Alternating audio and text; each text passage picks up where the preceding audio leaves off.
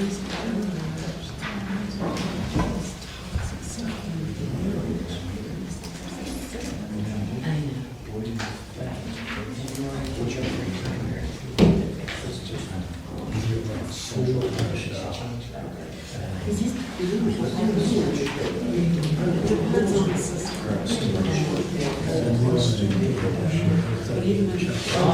did get the email. You got it. Thank you.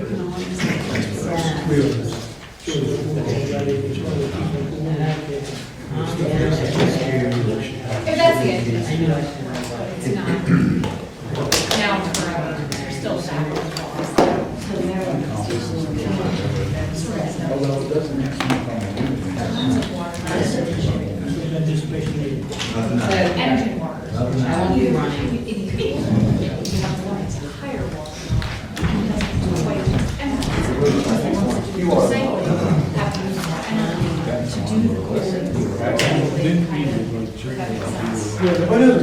There's no good. That wasn't my response. All right.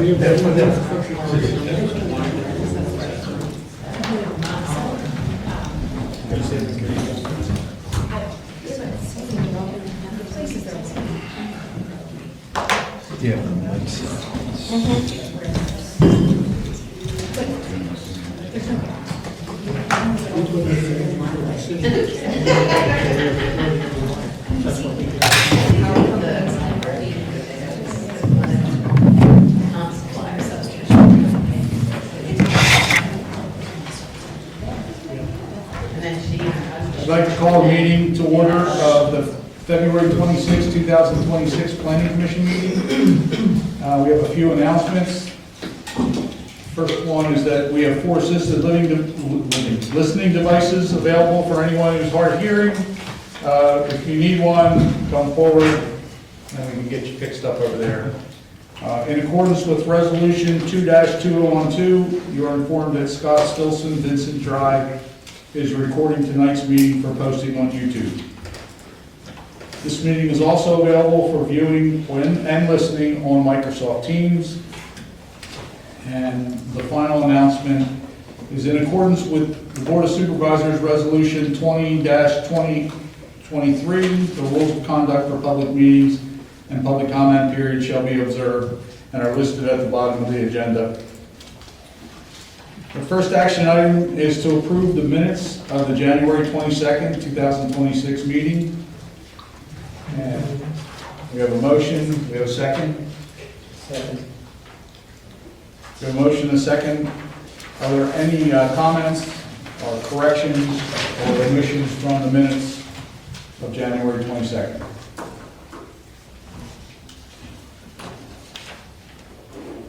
Hearing none, this will be a voice vote. All in favor of approving the minutes, January 22nd, 2026, say aye. Aye. Is there any opposed? Okay.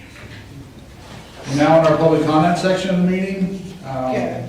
Could I, just before you start public comment, do you want Beth just to give an introduction of the purpose of the data center ordinance that might answer some questions? Sure, that's fine. So now, okay, happy to do that. Obviously, I think, there's been some folks interested because we have this proposed data center zoning ordinance amendment on the agenda tonight. We were tasked with trying to put an ordinance in place. Just kind of as a benchmark, I think the Planning Commission understands this, but maybe not all of the public at large. Kind of as a default, a municipality is required to allow for all uses somewhere in its township. If someone tried to put a data center in Honeybrook Township today, it would be permitted in the business industrial zoning district because there is a catch-all provision that every use that's not explicitly provided for is allowed in that district by, I believe it's a special exception. But there are no specific criteria at all for data centers that address some of the unique, hazards, harms, risks, detriments that come along with them. Instead, it would just be, governed by the existing 50-foot setbacks that exist in the business industrial district and kind of all of the, I'll call them default provisions of the zoning ordinance in that district. And so what's being proposed here is an ordinance to actually address this use and create use-specific regulations that are more stringent, add some significant additional protections and obligations that anyone who, if they want to try to develop a data center in Honeybrook Township, would have to go through and satisfy, a lengthy list of clear objective criteria, demonstrate proof that they are not creating certain harms, that they're managing noise. And then this ordinance also has a provision that addresses an increased and more specific water usage and water draw analysis, study, and obligations. We already have those provisions in the ordinance. There's a section currently that's titled Commercial Use of Water Resources that does provide that if someone's drawing more than, I think it's 5,000 gallons per day, they have to go through a study and analysis. What's being proposed here is, I'll call it far more onerous and, protective for the township. So that's the framework. I mean, just so everyone understands, no one has proposed a data center. There is nothing on the horizon. This is a protective measure that municipalities all across the state are scrambling to try to put something in place as this new use kind of evolves. And there are tons of models out there from all different sources with different levels of protection. There is, sorry if I'm rambling, Gary, but kind of statewide, there's some politics. I think at the state level, there's a recognition that these serve a function in the world we live in with technology and data, the internet and AI and all those things. So there are some political wins helping to support them. So you find ordinance drafts that are, I will say, more permissive, and some that are very restrictive and arguably unenforceable because there are certain obligations as municipalities we have. So that's the framework. This tries to strike a balance of enforceability tailored to the land in our industrial district and some of the things that are there, and the protections we already have in our existing rules, which also will still be in effect. So that's the framework, just Just in advance of the public. yeah.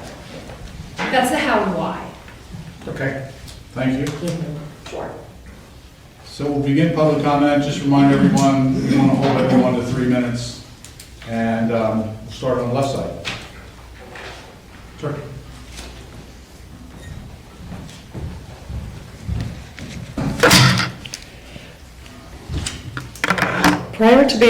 I'm Valerie Schultz, Honeybrook Township. Prior to being elected supervisor, I had the mistaken belief that supervisors reviewed draft ordinances before they were submitted to the Planning Committee for review and approval. I have spent 5 months reviewing countless ordinances from other townships, attending public hearings on proposed ordinances, reviewing legislation regarding the hazards associated with data centers, and yet I did not have the opportunity to review the draft ordinance prior to submission to the Planning Committee. You all and the committee have been asked to provide comments within 72 hours on one of the most complex ordinances this township has ever seen. While I have been given 3 minutes to provide extensive comment on this incredibly important ordinance to protect our community. I hope in all fairness you waive the 3-minute time limit so that all comments can be made in this public forum. I will provide you with a copy to review as well. I urge you to extend this discussion and review to another meeting if you have not had time to do your due diligence. Please don't rubber stamp this or shake your head in agreement with your colleagues. This ordinance is incredibly important to put proper protections in place, and if you need more time to do so, it is imperative that you ask for an extension. Most townships have hired land use attorneys to draft these data center ordinances because they're extremely complex. And public hearings that I've seen have been drawn out for hours with public testimony regarding concerns of sound pollution, water and air pollution, disruption of aquifers from consumption of millions of gallons per day, impact on wildlife, and destruction of valuable farmland and woodlands. Because of these very serious issues, local residents across the state and country have seen home values plummet when they live next to them, and landowners then feel forced to sell. And then the data center build-out grows like wildfire with some communities I've seen facing as many as 8 in one community that span hundreds to thousands of acres. One data center in Salem Township, Columbia County, spans 1,700 acres. We are obligated to protect the residents that don't choose to sell to data center companies and who choose to remain in our township, and to protect the valuable farmland and woodlands that make our rural community the amazing community we chose to raise our families in. While this draft ordinance is a good start, I do not feel that it's adequate to fully protect our community. Data centers have significant impacts on both humans and environments. The low-frequency sound from data centers has been shown to impact negatively on learning and concentration in children and disrupts sleep in people of all ages. Wildlife flight patterns and mating have been shown to be affected in birds and bats. State Representative Jamie Walsh, who has gone to Data Center Alley in Virginia, has noted that there are no birds that can be seen flying over these data centers in Data Center Alley. It is therefore imperative to get a baseline and ensure that the sound levels are at ambient levels. Currently in our zoning ordinance, I think they're up around like 60, 65 decibels, something like that. The current draft ordinance does not give specific cutoffs, nor does it take into consideration vibration levels. I actually have a video that I could show anybody who wants to see it of what that constant hum sounds like when it's around 65 to 75 decibels. It's very loud and can really be mind-numbing. There need to be standards included for the diesel generators also that are being used as backup power. We should specify in the amendment that the diesel generator should be the cleanest burning diesel generators available, and limits need to be placed on how long they can be run. Carbon monoxide, nitrous oxide, sulfur dioxide, and fine particulate matters, which get deep into the lungs, are linked to these diesel generators that can run 24/7 as energy backups and have caused asthma and other related symptoms, as well as premature death, and are estimated to contribute to an overall public health cost by 2030 exceeding $20 billion. These effects have been noted for up to a mile from these data centers.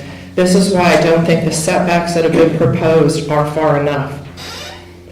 Also, water use for these open loop systems can range from 1 to 5 million gallons per day, which is the equivalent of water that can be used by 10,000 to 50,000 homes. We need to restrict data center use to those that only use closed loop systems. Fires in 2 separate data centers highlight the reason for the need for a detailed emergency response plan, as well as training of first responders to respond to possible fires. In a data center in Ohio, Amazon data center in Ohio, a 2-alarm fire caused $50 million in damages, as well as a Google center data center fire in 2022, where there was an arc flash and caused an explosion. Also, decommissioning and closure are critical to include in the ordinance. Hyperscale data centers have a lifespan of 10 to 15 years. We do not want the burden of decommissioning the data centers put onto the backs of taxpayers. This should be the responsibility of the data center company. Also, the township needs to set standards for decommissioning, not the data center. And lastly, financial assurance needs to be held in the form of a bond to ensure that decommissioning occurs. It should be reviewed every 2 years to ensure that the amount in escrow is sufficient to keep up with inflation, changes in environmental regulations or laws, and increase if necessary. Finally, standards for compliance and enforcement of noise and environmental thresholds need to be set by the township to ensure these standards are adhered to. There are severe consequences to our community if this is not followed. I ask the Commission to not only consider these changes, but implement them without fail to protect the citizens of Honeybrook Township. The future of this community rests in the Commission's judgment. You and your family and your neighbors are all going to be affected if data centers come to Honeybrook Township, The lure of easy money is the quickest way to be deceived. Just a couple of comments. We're going to continue with the 3 minutes, and I know you went over the 3 minutes. This was the first time we've seen this prepared by a land use attorney. And you're a supervisor. All we do is recommend it. And whether we get through this tonight or not, I don't know. I know what due diligence I've done. I don't know what anyone else has done. If it needs to come back to us, it will.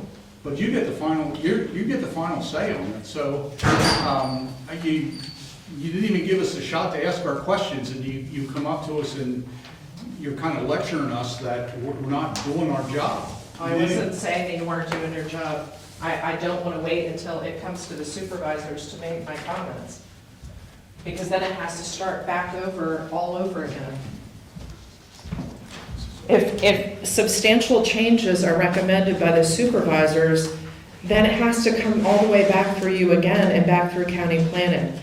So as a resident, I'm allowed to make my comments at this time, am I not? That's, my point is that we're just starting with this. We may not even make a recommendation because we don't get through it tonight. That's all I was asking. You're acting like we're gonna rubber stamp this and send it off to the supervisors tonight. I mean, if we do that, then we deserve the criticism, but it's not fair. I wasn't criticizing you. I was just stating that this is a really important ordinance that takes careful And I consideration. think everybody on this planning commission agrees with that. And just And our for, 3 minutes are up, so can we move on to the next person? just a point of clarification for the audience on the procedures for adopting zoning ordinances. They have to, generally ordinances do come through the PC first to give input on ordinances. Often, they do go up to the Board of Supervisors. The Board of Supervisors has to make a motion to advertise and send that zoning amendment through the process. And part of that process is then sending to County Planning Commission, and it does come back to the Planning Commission for a final look after the supervisors are set with it. And then there's a public hearing and everything. So just because this comes here, it hasn't gone to county planning yet and through that official cycle. So it has to go to the board, and the board first makes a motion for it to be sent, distributed to county planning commission, advertised for public hearing and things like that. So it's kind of a two-step process, just to clarify. So, Thanks, Jim. yeah. Megan. Hi, my name's Megan DeGarry. I live in West Nantmeal, neighboring township. First, I want to commend the Planning Commission and the supervisors here for addressing this. This is a super critical juncture in Pennsylvania right now, in the whole country. We have to have good guardrails in place. I feel like we're all on the same team. None of us want to lose access to our water. We don't want to have noise pollution. We don't want to have health issues. So it's very important to have very strict guardrails in place. You guys did a good job on the digester. We have to think long-term about protecting our families and all the residents of the nearby communities. The other thing is I want you to keep in mind that this doesn't just affect people. There are scientific studies that show the data center noise is very hard on farm animals, not just wildlife. Horses and cattle are very, very sensitive to the ambient sound. Pigs get very aggressive. They get weakened immune systems. This is a farming community, not just residents. That is the core of Honeybrook, really, is it started as a farming community. So we need to look at the big picture. We don't want the farmers to leave. At West Nantmeal, we just addressed this. So we're working on it. And in the meeting, we had 2 young Amishmen come in, and they were talking about some things, nothing with the data center, but they said they are being pushed out of Lancaster County because of this big push for data centers, and how awful it is for them because no one can afford to farm. We need farms more than we need data centers. There's places to put data centers in northern VA. But just because these companies that have all this money want it convenient for them, doesn't mean we have to make it convenient. They can spend the money to put the infrastructure up there. Anyway, thanks for listening. Sorry I talked too long. Thank you. Megan, Anyone can else? you just spell your last name for me? It's DEGARAY. I just had it. Yes, sir. Back a second. Good evening, John McHugh, Hillbrook Drive. I heard some of the comments, and I'm glad that I heard some of them. When I looked at some of the this ordinance, one of the things that stood out was the decommissioning aspect of it. So, you know, that you do have ample time to address that. I'm glad to see, you know, that we're being proactive, moving on this issue, as most municipalities in Chester County are doing so. Just a point of information for you, Chester County Association of Township Officials, we have a meeting, a conference on March 10th, sponsored with Chester County Planning Commission. So they're pulling in all the information, as recently with East Vincent Township, so that they will be providing, you know, good best practices and information that might be useful in helping you get to the point you need to get to. And also there's some groups out there that are working on it, some individual groups like the Sierra Club, and they're also gathering some information, and they're willing to share what they're collecting. So that's my comment for tonight, and thank you for hearing me. Where's the meeting? The meeting, I don't actually have a location, but I can forward it to you. Yeah, John, it's at the tech school. Oh, that's right, yes, yes, In thanks for reminding me, yeah, yes, I forget what they call it now. yeah.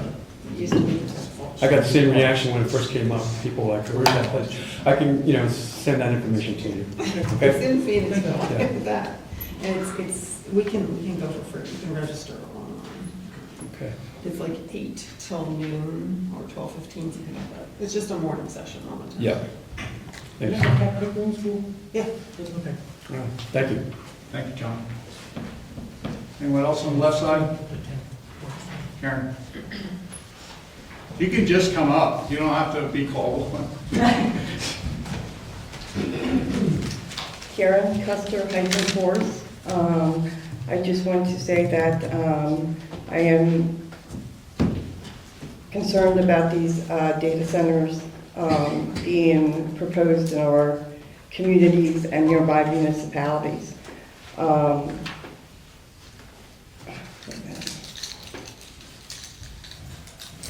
Sorry. These data centers emit several types of pollutants that are measured in metric tons, larger of CO2. Source of CO2 emission in the world results from energy consumption. Cooling infrastructures and backup generators emit power outages. Nitrogen oxides, particulate matter, hydrofluorocarbons.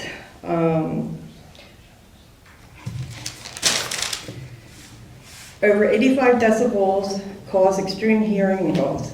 The noise that these centers produce during constant humming is 90 decibels. The large data centers can emit 550 million kilograms of CO2 annually. Data centers cause water pollution, massive electricity consumption, more than 40% of cooling, heavy water usage that strains local resources and increase environmental impacts. They consume 32% more electric than all of Britain. Harm is already being done to our communities near these centers. People are being exposed to dirty air and water that cause significant respiratory issues, particles embedded into our lungs, bloodstream, heart, and lung disease. Data centers consume 450,000 gallons of water a day. Once they are done with their little thing, then our environment is destroyed and an empty building sits here. I ask that if you guys could please take into consideration that we do not need these things, and that I would like to see that all the different committees come together and work as one and get our ducks in a row, so that when they come to try to do what they want to do, we can like have our standards in a row so that these lawyers and such cannot, they will look at it and see like, oh, I don't want to, I'm not going to deal with them.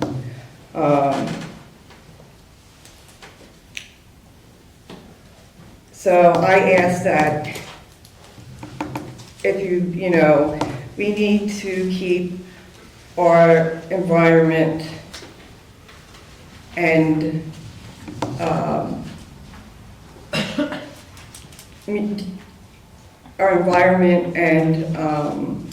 community safe.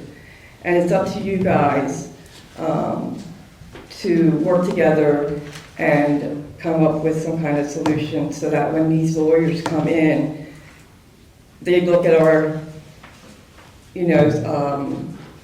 thing and say, oh, I'm not going to mess with them. I mean, they're already, in Upper Macungie, Limerick, West Whitehall, the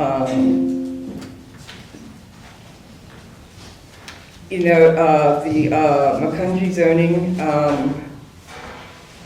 has been postponed until May because the lawyers want to, find out what's going on. Anyway, I thank you very much, but I would really appreciate if you guys think about the health and welfare of our community, the animals, the environment, and such. Thank you. Thank you. Anyone else? Yes.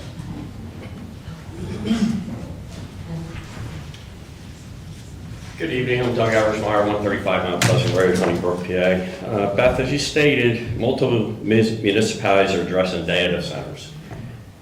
Have we reached out to the other municipalities, the drafts and the resolutions that they've come up with and concluded with, and about state senators or congressmen or representatives to help work with the township in drawing up and drafting a resolution or amendments or ordinances to help our township? That might be one aspect to go. I'm dealing with COPD from the Gulf War. I was there for 9 months, inhaled all the junk, and my lungs are messed up. And I'm dealing with an animal decomposing site right next door to me, and they're running 12 hours a day. And you say our health and our welfare is at your best interest, yet I've come to the township, I've gone to the state, I've gone to DEP, EPA, DER about that with the composing site of the dead animals. My lungs are getting worse, and I've been told in the next 2 years I will be on oxygen full time, based on the stuff that I had in the Gulf War. Now, I try to live my life out here in Honeybrook Township. That thing is sprawling. It's tripled or quadrupled in size in the last year. My lungs are burning all the time. You go down the street tonight, it stinks to high heaven. These data centers are going to put off emissions and carbons and all these polyfibers and all this crap in the air. What's going to happen to the rest of the people in the township? How many people are going to come up with different cancers? And we have a constitutional law of clean air in the Commonwealth of Pennsylvania, but to get anybody to enforce it from DEP, EPA, DER, I've been for years fighting about the stench that comes and emanates from that place 24 hours, 7 days a week. And then you're going to allow data centers to come in here, and they're going to put off more toxins. I don't think it's fair. I didn't serve 21 years fighting for our freedom and the people's freedom to have my life snuffed out by toxins. I did my job, I served my country, I took the oath, and I'm going to stay and fight till my end. Whether it's foreign or domestic, you want to pull this garbage in the county and the township, our mission statement is to remain rural and tranquil. Not to let toxins come in. So maybe step back, don't adopt it, reread it, rewrite it, your proposed thing, and take input from other municipalities, other counties throughout the Commonwealth of Pennsylvania. Join hands, unite, and become one. And fight them. Everybody fight them. Don't let it all just be on one firm or one county or one municipality. Join hands, unite. Our Congress isn't even united. So maybe the people should stand up and take an oath and fight for the citizens and for us people to pay taxes. I want to live here, but it's getting harder and harder to keep smelling in all the toxins. And I'm having a rough time in it. And that's all I can say is it's disheartening because I've been here for 40-some years in this township, and I've watched it deteriorate. And the Planning Commission allows the developments to go in, and back in 2002, I helped write the zoning laws. I was the chairman of the board, the COBA and BOCA Codes Appeal Board, and we drafted a resolution for trailer parks to put more space in it. Now they're jammed even tighter than they were before. And when other units were to be taken out, it was supposed to be a space between the units. Now you put them in even tighter. You just gave them 13 extra trailers at Honeybridge. It's not getting rural. You're building it up. Thanks. Doug, thank you for your service, and I think the intent is not to rush this through. The intent is from the Planning Commission to do our best to make this as restrictive as possible, but still stay within the parameters that it's not challengeable. I believe that's what we're charged with, and we'll do our best to make that recommendation to the supervisors.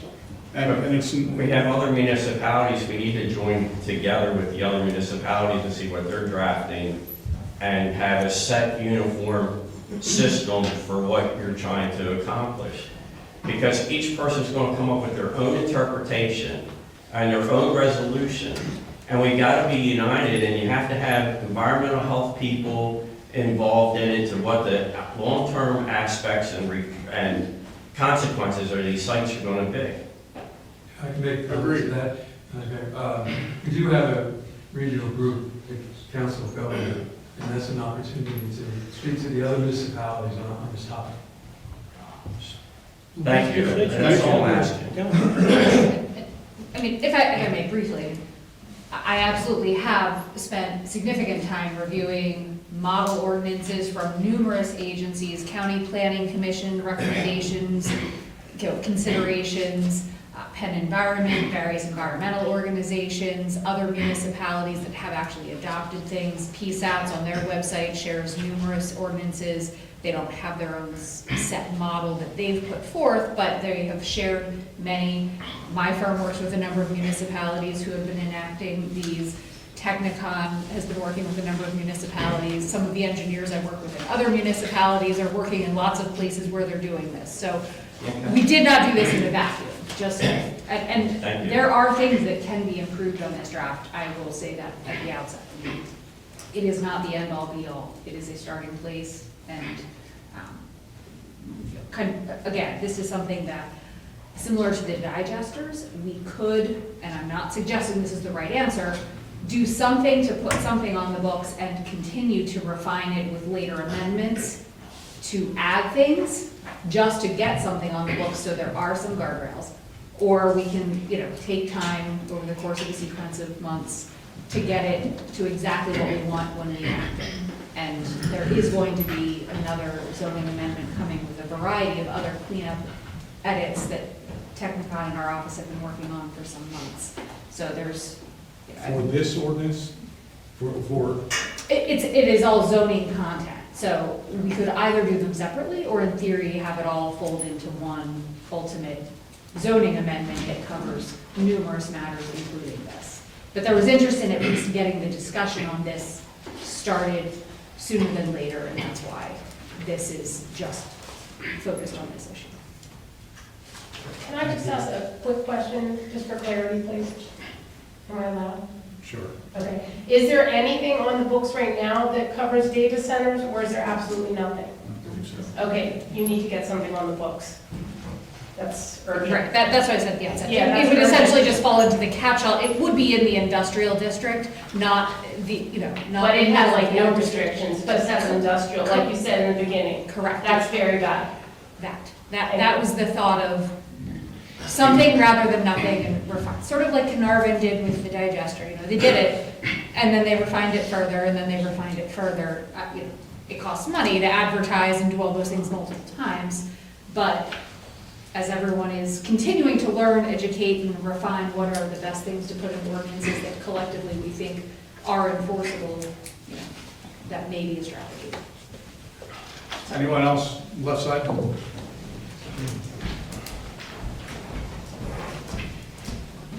Marion Perez, Alverson, Honeybrook Township. All right, everything everyone's been saying is pretty much how I feel. I think Valerie had some really good points. I looked up some benefits and drawbacks. I know there's no data center that's ready to pounce on us right now, but where is the industrial part of our township, the industrial zone? Is it all over? No. Near the farms and such? It's the brown area at the west end of the township, west Along of the borough, along 322. 322. Okay. Anyway, I did look at some benefits. I know that these data centers generate a substantial tax revenue for local governments, and they also create significant market value for investors, and of course the people that they're going to buy the land from. And the people that they buy the land from, they're going to get out of here, and we're going to be stuck with the remnants of it. I moved here over 20 years ago for the rural aspect of this community. For the Amish, for the agricultural, for the land, we're all going to need to eat, and I don't want my food contaminated or the animals be upset by all this humming and whatever it's going to be, the decibels.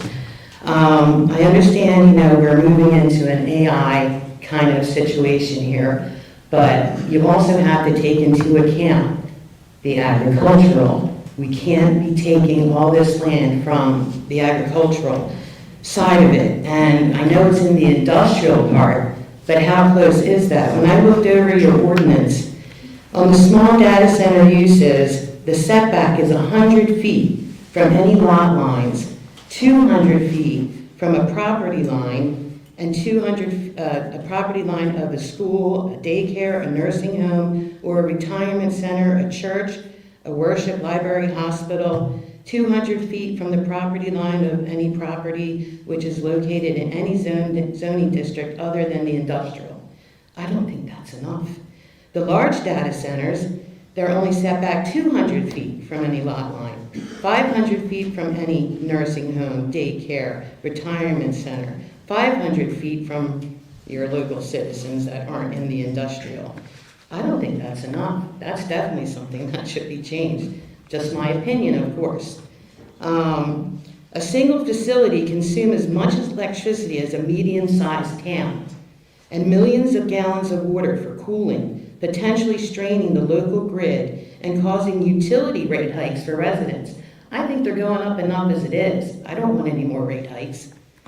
Limited long-term employment. It doesn't really, I guess building it, you're going to get some jobs, but it only requires about 50 to 100 permanent staff. The environmental impact, the constant need for power can increase reliance on fossil fuels if not coupled with renewable projects, and a rapid hardware turnover leads to significant e-waste. Noise pollution, we already heard about that. High operational costs, rising energy prices, and the need for constant maintenance make them expensive to run, with utility costs eating up a growing share of revenue. Now that's just on some things I found. And then also some key points in your ordinance. There's no, we need a fire protection plan for like batteries, I believe it is that they use a lot of. What else? And like Valerie said, the open loop system, you need to prohibit that for sure, because that's a higher water demand. Hold on, just bear with me, sorry. I only had so much time to look through this today.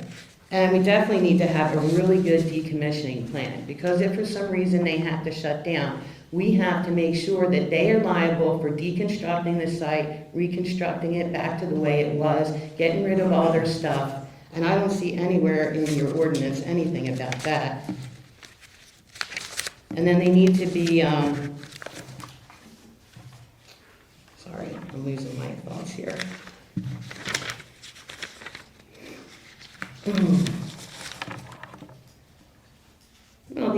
regulated. So I hope you take that all into consideration. I understand AI is moving forward and there's a need for this, but I believe in our community, being that it's agricultural and rural, it should stay that way. Thank you. Thank you. Anyone else on the left? How about on the right side? Anybody on the right side? Okay. Hi, I'm State Senator Katie Muth. I saw that you had this on your agenda and looked through your draft ordinance, and Senate District 44 is the mothership right now of data center applications, and parts of 3 counties that have high voltage lines running through them, as your township does as well. So we are a sitting duck and a target for this type of latest corporate land grab in Pennsylvania.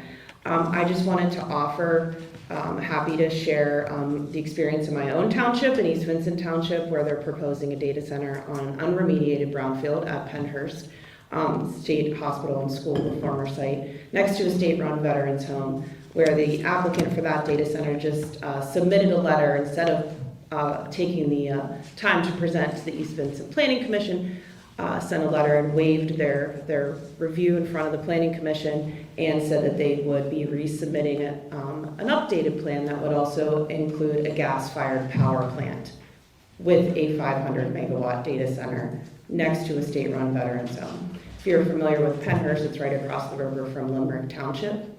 Limerick Township has multiple data center locations being proposed. You all have a tremendous amount of open space. There are farmers in other parts of the state receiving very generous offers for their land. You can't stop landowners from selling their property, obviously, but I did want to provide a small update that I think that, I'm going to be very blunt here, the Penn Environment draft ordinance is not good, and it would not protect this township. And I am happy to provide, it's not my opinion, science and evidence to back that up. Unfortunately, Chester County is also leaning into this trend, despite its long-term history of bragging about being open space and whatever. The county commissioners, unfortunately, have leaned into this latest boom and bust cycle. So you are the first line of defense in protecting this community and this surrounding community. And I understand the need to pass something or strengthen your zoning. One of the things East Vincent did, spent months and months on an ordinance that didn't get voted on. Our zoning has performance standards that are actually very strong, and I don't know who wrote them, but God bless them, in like 2008 or something, that are very stringent, and that is why a data center at Pennhurst hadn't submitted an application before, because the performance standards are really good. And now, my township thankfully didn't vote on the ordinance they had drafted, but it was a red carpet for a data center. It literally had a fee in lieu of in language. It had TDRs. It had build the biggest thing you want. And those are things I think in your draft that can be strengthened. So East Coventry Township is also another township to touch base with. They had Constellation try to get a zoning change to put one right across the river. And their mindset was, we can't allow something like that with all the residential that we've allowed to be built already. And you guys have some residential growing, but also you're also on well water. And there are parts of this Commonwealth, in the Poconos specifically, where people have had their well run dry up to 50 miles from these mega data centers. And to be clear, I'm not talking about data centers that run our 911 or store our medical records or the cloud storage for Google Drive. Those are below 10 megawatts. I'm talking about 20 megawatts or more is considered a hyperscale in other states. So just as a differentiation point, they're very different in power and usage and demand. And I'm happy to send you my feedback since I know we're limited on time. But I think there are things that this is a decent starting point, but there's strengthening points if you want an ordinance that defines a data center, which if you define a use, you're allowing it. And you're going to go through conditional use, which is good. Please don't go to special exception like East Vincent almost did, because that's pretty much just like a rubber stamp. But I think that this community is unique with its surroundings and its open space features that you might need some language that's a setback, that's a minimum of 2,500 feet, meaning you have the discretion to go more than that, depending on wherever this thing would be proposed in those, I think, 2 areas, right, of industrial? The tip and then that area that you already mentioned. Isn't the one by Carnarvon also industrial? Up in the corner? It is, but It's like- even the setbacks in the draft, That one's. the properties up there wouldn't satisfy. Got it, right, okay. I just am weary of all things Carnarvon Township, since we spent a lot of time there trying to solve all their problems. So I just want to say thank you for taking the initiative to do this, and I plan to be, I don't know if you are all, any of you are, the board, at the Chester County, Montgomery County Data Center. I'm going to call it a shindig, in Senate District 44. It's at the Chester County, one of the IU locations. I think it's Charlestown. I don't know if it's Schuylkill Township, but and I think that's March. I don't want to misquote. I can send it. But it was offered by Cato and Montgomery County, and I went to the first Montgomery County one, and I was pleased with all the attendees. The county is very much, how do we meet the needs of data centers? And that's not our job as elected officials or appointed people to serve the public, right? You're here to serve this community, not to meet the needs of billionaire companies that, want to make a lot of money off of these AI-related products. The governor's in on this. There's legislation at the state level to strip away your ability to control what happens in your community. That is moving with bipartisan support. So I just be mindful of the timing of all that, but you also, as you know, can institute a curative amendment process that gives you 6 months to figure out how you want to strengthen your zoning, and that's really what I've been telling a lot of municipalities, just because of the rate of speed. I mean, an applicant can put something in tomorrow and then what, right? But I think even under your current zoning, you still have discretion under conditional use. But if you're going to do an ordinance, this one, let's beef it up and make it more not restrictive, protective. Because restrictive is where everybody gets appeals filed, but protective is what's required under the municipal planning code. So thank you for letting me public comment, and I can email you or send you this or give it to you. Good job.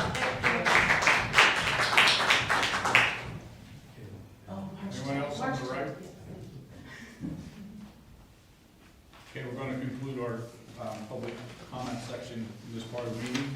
And we'll move on to the business that we have as it relates to subdivision and land development applications. We do have one. Land Development 2026-1, Marco Equipment, 137 Westbrook Drive. And Jen, if you wouldn't mind doing an introduction, and then Sure. Yep. the applicant and our engineers here. Yeah, pull the plan up. So, Marco Equipment's an existing business on Westbrook Drive in the industrial park. If you're coming in off 322, it's down towards the end of the road on the left-hand side. They currently have 2 buildings, the main building that was built, and then an accessory building off to the side. They're looking to take down that accessory building and add a 15,000 plus or minus square foot addition. A data center? Addition to the building. So this plan doesn't quite, this part of the building down here is existing, and they're adding on the back, and they're taking down the existing accessory building here. The dumpster area stays the same, the loading area stays where it originally was approved. There is existing landscaping, around the building, same entrance location, everything like that. So, that's the basic of it. Nick, do you have anything you want to just give a little description of it before I go into the review letter? Sure. Good evening, I'm Nick Pirelli with McCarthy Engineering. So Jen described it pretty well. Dwayne Martin is also here with me from Marco Equipment. Basically what they're looking to do is centralize their business. There is a pole barn in the rear, it's about 3,200 square feet that they would be looking to take down. And then as Jen said, there's about a 15,000 square foot addition to the existing building. like I said, it's mostly just to centralize, organize things within the business, rather than working between the two buildings. They're not anticipating any increase in employees, traffic, water, sewer. So it's a pretty straightforward project. The net increase in impervious area is a little over 300 square feet, so very minor. That's the gist of it. So Jen, I did have a couple items in your letter that I just wanted to touch on if you want to start to do that. Yeah. So in essence, the plan complies with zoning. The zoning comment in here is just if they propose any additional lighting, include a lighting plan in the submission. We're just asking that the planning commission make a determination of whether this would be considered a minor or major land development. The key aspect with the minors is it allows a combined preliminary final plan approval, and then landscaping's at the discretion of the planning commission, as opposed to complying with all the detailed landscaping requirements. In this case, they complied with landscaping requirements when the building was first built, so there is extensive landscaping, as you see, on the plan existing. There are a couple drafting comments coming in here. There's a small increase in impervious cover. They're asked to look into, whether the existing stormwater facilities can compensate for that or not. Asked just a narrative summary for traffic impact, which would go along more or less with what Nick just indicated. They don't expect, any additional intensity of truck traffic or anything there with their operation. Same thing, just discussed with Sewer and Water Authority if they need any additional approvals. And again, landscaping's at the discretion of the Planning Commission. So I don't know if the Planning Commission has any comments or questions about the plan itself or the review letter. We can start with those, and then Nick can add his input on the review letter as well. Anybody have questions or comments or thoughts on the landscaping? I'd be okay supporting a minor land development plan and take those two waivers off. Yeah. It's just my opinion. It's very, we've granted minor land developments for more significant than this. And on number 6 for the stormwater, Yeah. I would think it would make sense for you to just add a little bit to what you have already to make it comply with the additional 323 square feet of additional impervious, or take away some impervious, whatever you want to do. If they would do that, then that waiver can go away as well. Correct. Or am I to understand that if they don't do that, we would have to recommend a waiver or not recommend a waiver? I believe that Mike reviewed this one just with workload and trade-offs. So I think if they weren't to meet those, then the waiver would be required. If I recall correctly, we may have to look back at how the stormwater for this site was originally designed. But I believe we saw when Swampy Hollow and the real land development, those went in many moons ago at this point. But stormwater, they have a big basin out there kind of across from this site. Stormwater was designed overall for rate control when the development was first created and the lots were subdivided and the street was done. And then we've had the subsequent developments do the kind of water quality and groundwater recharge requirements. So I think we would just be looking for those in terms of stormwater on here and not have to evaluate the full rate control, because the total impervious on here is still under what the initial rate control was. Is it possible their facilities maybe would have been a little over-designed when they did the original stormwater? It could have been. They could have accommodated. Yeah, so, yeah, if they, you know, we can check if the township's property files have the original stormwater design. Have you looked into the stormwater? Not from the original land development plan. I spoke with Dwayne about this comment, and our intention was either to A, ask for a waiver, or B, if that would not be supported, find 320 square feet to remove from the property. They weren't necessarily looking to get into modifying the existing facilities or adding another small one for such a small amount of new impervious. So that was going to be our approach. If a waiver would not be, supported by the planning commission, we would. But their original facility might, a lot of times they over-design a little bit, so I think it might already be able to handle that extra 323 What is your, square feet. I just want to pull back what the proposed. Because that's not a lot. So, yeah, they're, the current impervious maximum in industrial is 65% without TDRs. They are currently at 36.4, going to 36.7. I believe for rate control that all of the lots were either designed with 40 or 50% when the development was first done. So from rate control standpoint, I think they're okay with the 323 square foot increase. So if the planning commission were to consider the waiver, it would be more from the groundwater recharge and infiltration requirements for that additional 300 square foot. But if they take away 323, they don't need a waiver. Correct. You think is that something you probably do?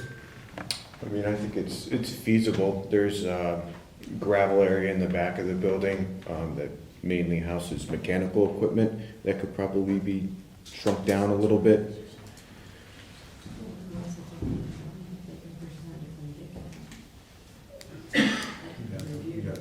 Are there, I meant to look, and honestly I forgot before the meeting, are there exemption criteria for stormwater within the township? Like I know sometimes if you're under 500 square feet for a new project, you're exempt as a whole. There are some, I believe, customary limit, and have to double check, I'm not sure if it's limited to residential versus non-residential of 1,000. When was this designed in the first place? Like how many years ago? Miss, when did you build your original building? In 2007, 2007, so 20-ish years ago. Was it possible to just check the design and see if they ever designed it? Mhm. I feel like I'd do that first before you do anything. We can do that. I mean, have Jen pull out the file and see what this original stormwater was designed for. Can we, so this will go, or February, I keep losing my months. This will go to the March board meeting. You would be able to look at that between this meeting and the March board meeting when they would make an official determination. So if in general, the planning commission, would you have, if they were to request a waiver, would you guys have any significant opposition to that? The first goal is for them to either remove it or, see if it has, at least some additional capacity to address part of that 300 square foot, but. I feel like it probably does. So then we should make a motion to that effect, that either, if the planning commission is willing to recommend that, to support recommending to the supervisors to waive the requirement if, after your analysis, you don't have additional capacity. Okay, understood. Right, Is you that- do want to that's what look you're at, saying? yeah, and they attempt to remove what they can to the, extent possible. If they can remove 100 square foot, it still takes them down to 223 instead of 323, so it needs to be an effort I feel like to with that, reduce that. So we okay with that? Is there any issues with stormwater on the property currently? No? No. No, I don't, the time I've worked at Technicon, I don't think we've had any stormwater complaints. What is the business? What do you guys do? They sell fire trucks. Oh, they sell fire trucks, okay. And in terms of landscaping, it looks pretty well landscaped to me. Are there any gaps or anything from the original? that you I think filled there in, or- may be a tree or two that has been deceased since the original ones were installed.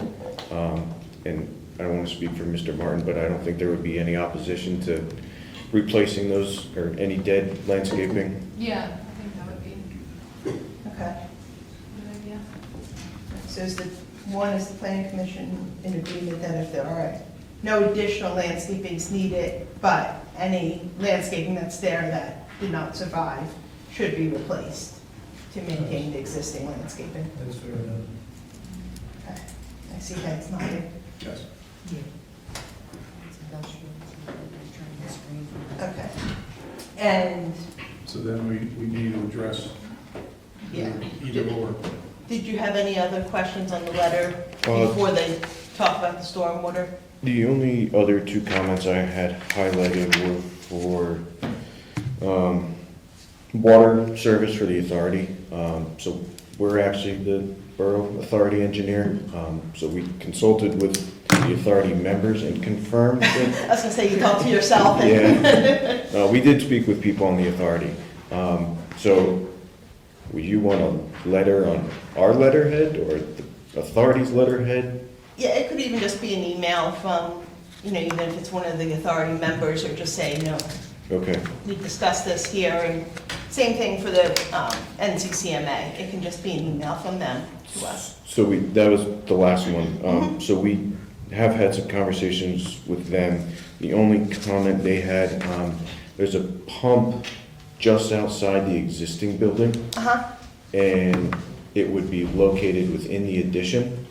So Somewhere, oh, there it is. Yeah. Sanitary pump. So they just had requested that we move that pump here and then tie into the force main here and then cap that. Okay, so Correct. yeah, if on your revised plans, show that change Yep. and note in your review letter. And, ultimately, I guess you'll have something from NCCMA saying, we're good with that Mhm. layout. Yeah. That's all we're looking for. Okay. Yep. Okay. So, Gary, sorry, back to you. No, fine. So the request is for action on either they see if their system has the capacity, or they eliminate some impervious, and if they can't do that, that we'd be willing to recommend to the supervisors supporting the waiver for 22503E. That motion. Yes, I make the motion. We have a motion and a second. Any questions, comments? All in favor, say aye. Aye. Any opposed? And then I assume they're looking for conditional final Yes, it would be contingent upon complying with our letter. letter and the comments, the additional comments about landscaping. Yes. Okay. Do we have support for that? A motion and a second? I'll make a motion. I'll second. Okay. Questions or comments? This would be for conditional final, conditioned on the Technicon letter, February 18th, 2026, in addition to the landscape comment. We're okay with that? All in favor, say aye. Aye. Any opposed? Okay. Thank you very much for your time. Nick, I'll take a look at that stormwater original report, and I'll be in touch. Perfect, thank you. Thanks for your time. Thank you. Thank you. So we have no zoning board hearings for conditional use applications, that's a switch. It is. Omar Fisher from last meeting, the log storage, he's engaged a surveyor. They're working on a more detailed plan, so that may be back for next month, but he's granted an extension to his hearing, the 60-day hearing time period. Okay, and now we'll move into our other business, which is the draft ordinance for data centers. How do we want to do this? Do we want to go like item by item, or I got a lot of red on my sheets, so.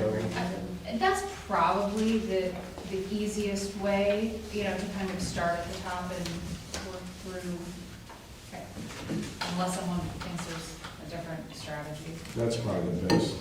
Just keep moving through it. Does anybody have anything on the first page? How about the second page? Yes. I have something up top. Are you up top or down below?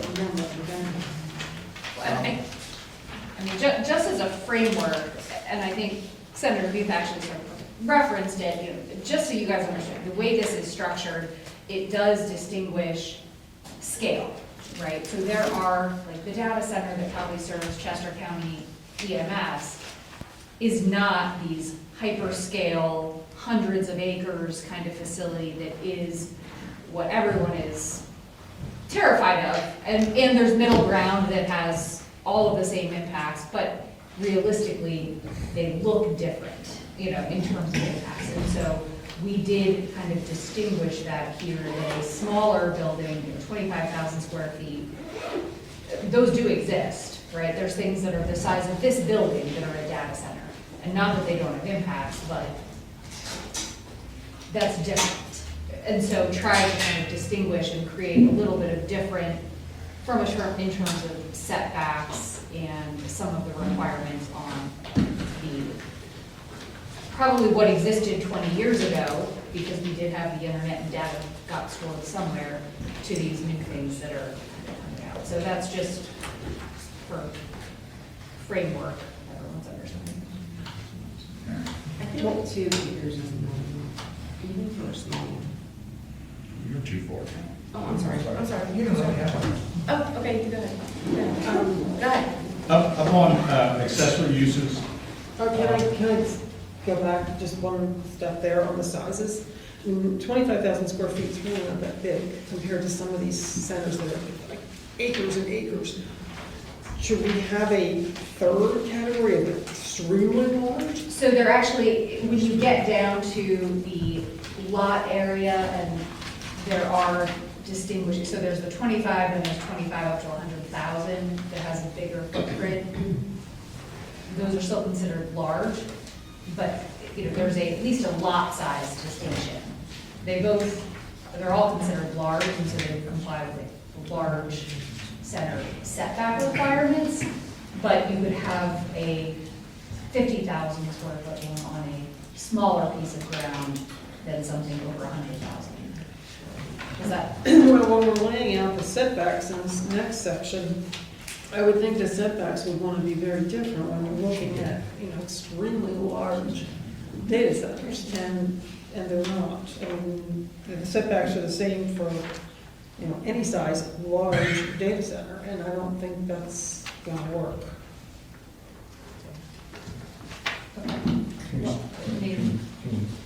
stay on in the order. Alright. That's on the second. Understood, yeah, That's on- we'll- That's, Susan, that's on the next sheet. Why don't we just go through it, systematically, Alright. take the. Oh, you want me to take the lead? All right. So I think, Gary, you're saying on the data center accessory uses, you had a question or comment? Yeah, I don't think electric substations be an accessory use. I don't believe that these centers should be having their own power source. I know, and in fact, the couple of times of decommissioning, they're looking at small nuclear pods to run some of these big ones. So, Yeah, I don't think that we should can be an keep- accessory I think we use. can take it out of there and. Just put for explicit language. backup. Backup is okay. Correct, and include explicit language that says any energy substation has to be regulated and established as its own separate principal use on a separate property, essentially. So that means they could have a data center here, a separate property here, and have their own I mean, you could, generation? because, again, we can't prohibit electric substations. We can make rules for them also, if that makes sense, but, It does. right, I mean, kind of like the, Well, can we strike it from the Yeah, no, accessory use for now? yep. I'm comfortable doing that, but I think that makes sense to try to carve those out separately. are we good with that? Just the substation street. Yeah. Electrical substations. Because the power generators are for backup. Right, the redundant power generators. And you already started the conversation on lot size. Was there anything on the data center equipment? No, I didn't see anything on that. So section 2 is just the, putting it where we want it, which is the industrial district. So maps there, it's everything at that west end of the borough along 322. And it's by conditional use, which means it would be a hearing in front of the board of supervisors where the applicant has to demonstrate that they meet all of the criteria that regulate the use and any of the kind of reference criteria in the section. And that is the best approach. The section 3 data centers, dimensional requirements, lot area. I think this is a. So on a small unit, do you have something on that? No, go ahead. On a small unit, if it's 2 acres, so 2 acres is, if I did my math correctly, is roughly a 295 by 295 box. So your setbacks almost, you can't meet. You can't, You'd need if it's a it. one-story building, you can't, the setbacks will be 67 feet. You can't meet the requirement in here that the small center is to have a setback of 100 feet. So, because Yeah, I mean, that. you could have a uniquely shaped property, but, yeah. That I would mean, make it worse, because it would be narrower Yeah. and longer. Yeah. And a 25,000 square foot building, 1 story, would be 160 by 160. So if you kind of like do the math, Right.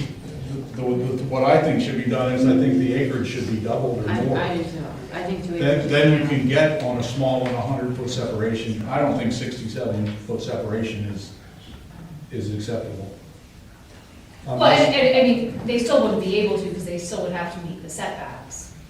But then does that make it so that somebody could challenge it if they want to put a small one in and say, hey, your requirements, it's not physically possible. No, because there's nothing that says every 2 acre parcel is necessarily is configured to allow it. But I understand your point, and I usually try to do that, and I must not have on that one. I think that came from an ordinance I was working on somewhere else, that someone else put together, and it made sense, but I don't think I double checked. So does it make sense to recommend doubling it, or Yeah, make it 5 acres, or I think that's fair, that's still not. 4 or 5. 5? um,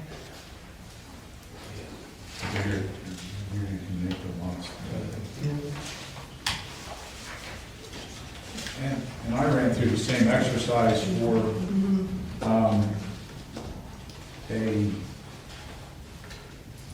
the number 2 on the next page.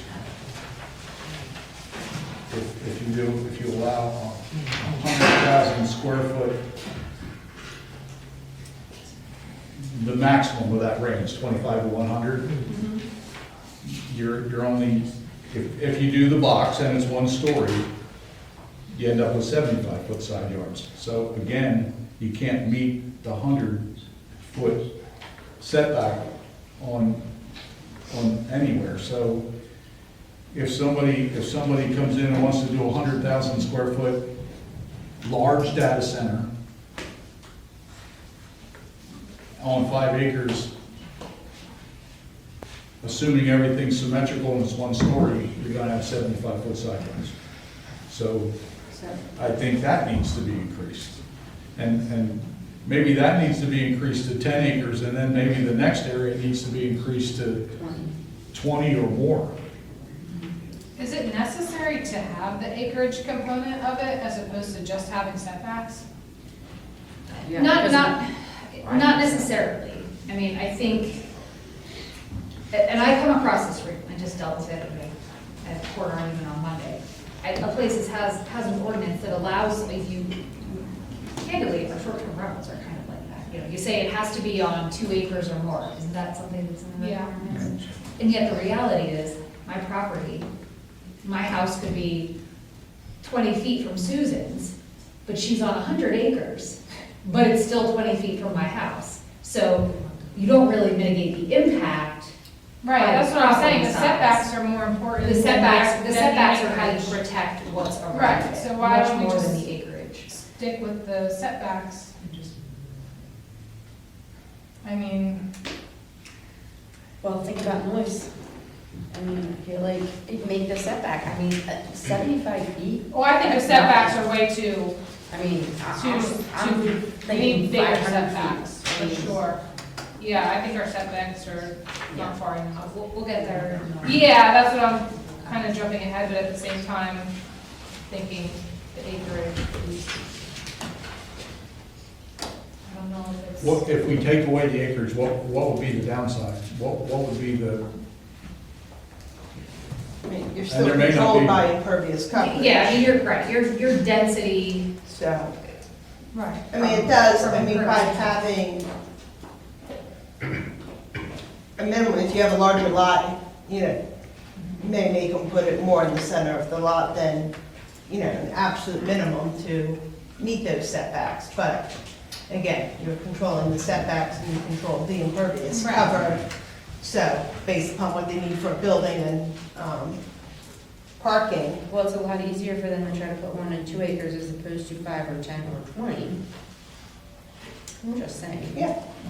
I mean, it is still it is a threshold, right, it is a threshold deterrent, that if I don't have the minimum acreage, it's not even permitted, you know, and at the very, and I need a That's variance what- before I even get started. Right. But what Gary- And if I don't have the Gary is- acreage, I still might not be able to meet all the other stuff, and so then you're, up, you know, and you have, as the town, it's just one more piece of, this isn't how we envisioned it Yeah, I'm happening. just. I'm just like- saying, put more regulations on them so it's harder for them to do it. Mhm. So the more acreage, the harder it's gonna be for them to do it, especially in our industrial district. I just think what Gary's saying is they could make a point when you talk about like the 2 acres, and if you can't technically put it there, can that be challenged, you know? Right, so I think if you can increase it, I mean, I think all other uses generally in our ordinance fall either the minimum lot area for that district or things like, I know cemeteries and things, where Yeah. churches have a minimum 5-acre area, so. Either way, but I do agree with Gary that those sizes need to be realistic of what can fit, so like you said, they don't challenge you, but, so.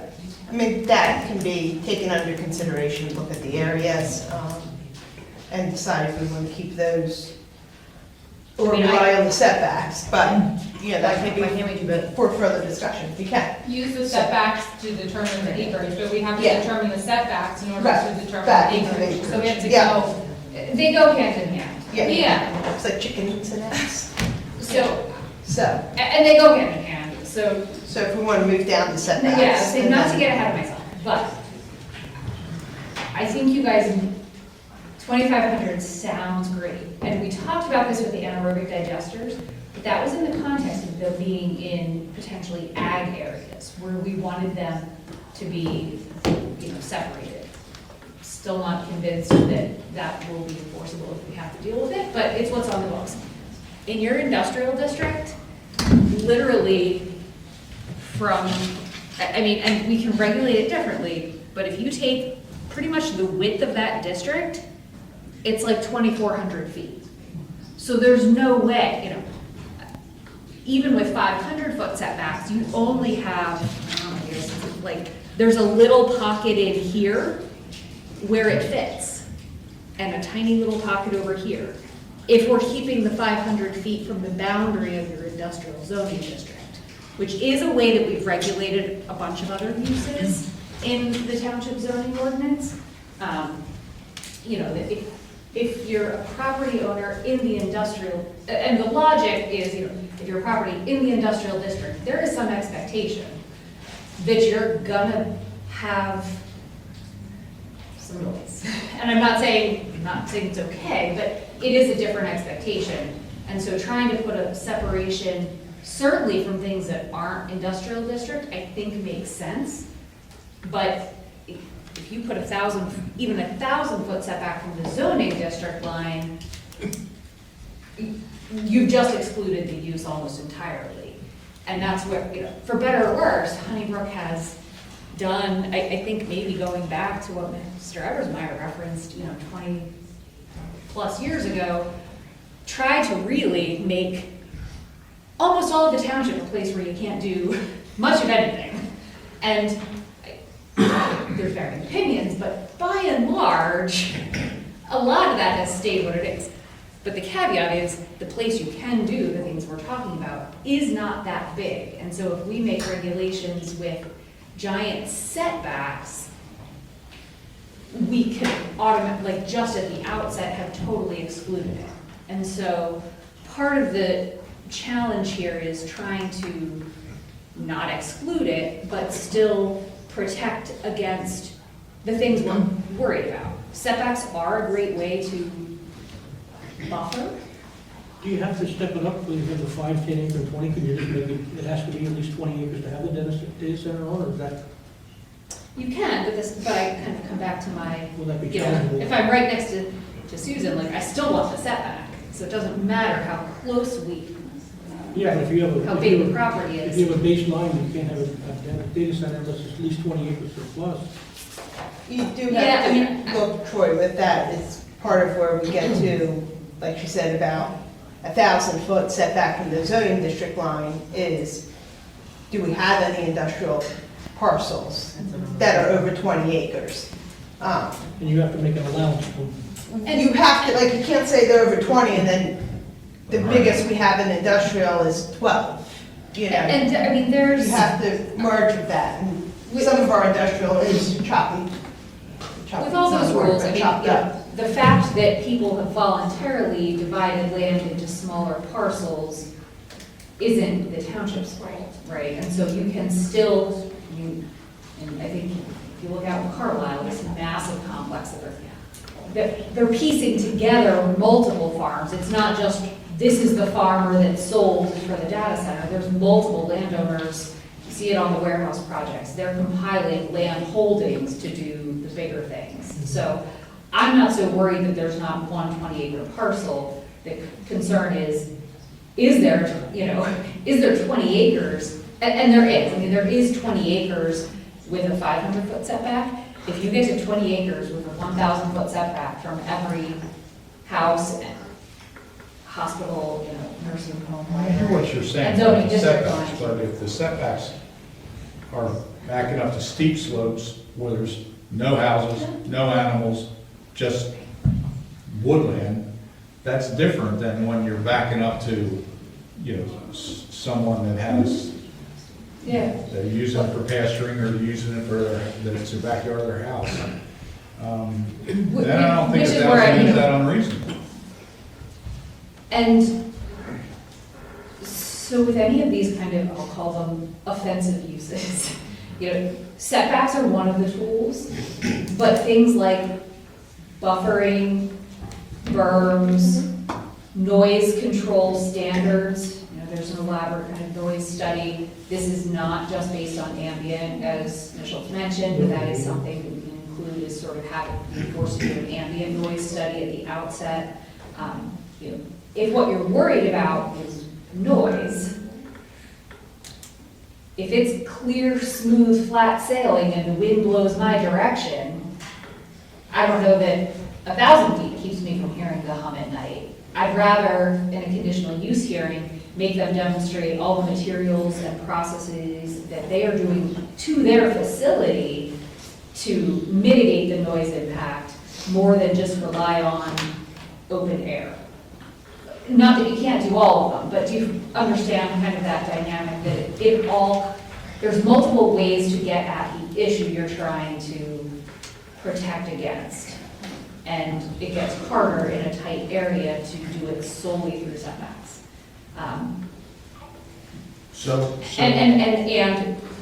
you do have some houses speckled in your BI district that keep it away, it gets, you know, they sort of screw up the analysis because if you want to keep a bigger setback from an existing house, which I think you probably do, even if they're in that district, you just, crossed off even more land that you can't put the data center, and so you really are pigeonholing it.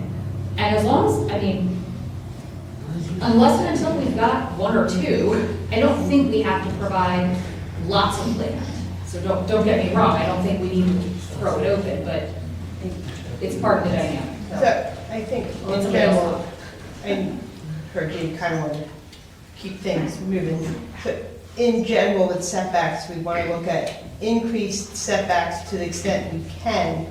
And like you said, Gary, about, if they're abutting steep slopes or woodlands or maybe even another industrial use, we don't care so much, but we want significant protections from ag uses or residential. and Is some of that the other something ones. that your office can do?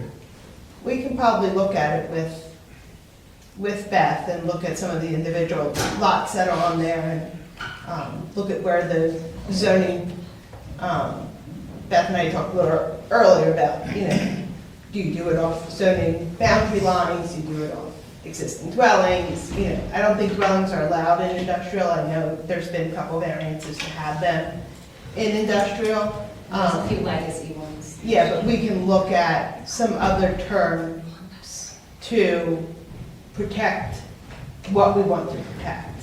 Okay. Doug, you have Can I make a recommendation? You had the state representative that's offering a plan of action that's already, they've been working on. Maybe take a look at that before we Yeah, we can do address that, but we're some of gonna the go through- issues We're gonna to go do through this this. to make sure we do our work. Yeah. So we don't, so people don't think we're not doing our due diligence. Yeah, see, we Yeah. know what you guys want to look for, and then we can come back, And for the work with reasons Beth we're on Look at that. anything anybody wants to show us, but Yeah. Okay. right now, this is in front of Well, us. to I was do just our best thinking, job. because you're going back and forth, it might help out to look at what the senator has compiled.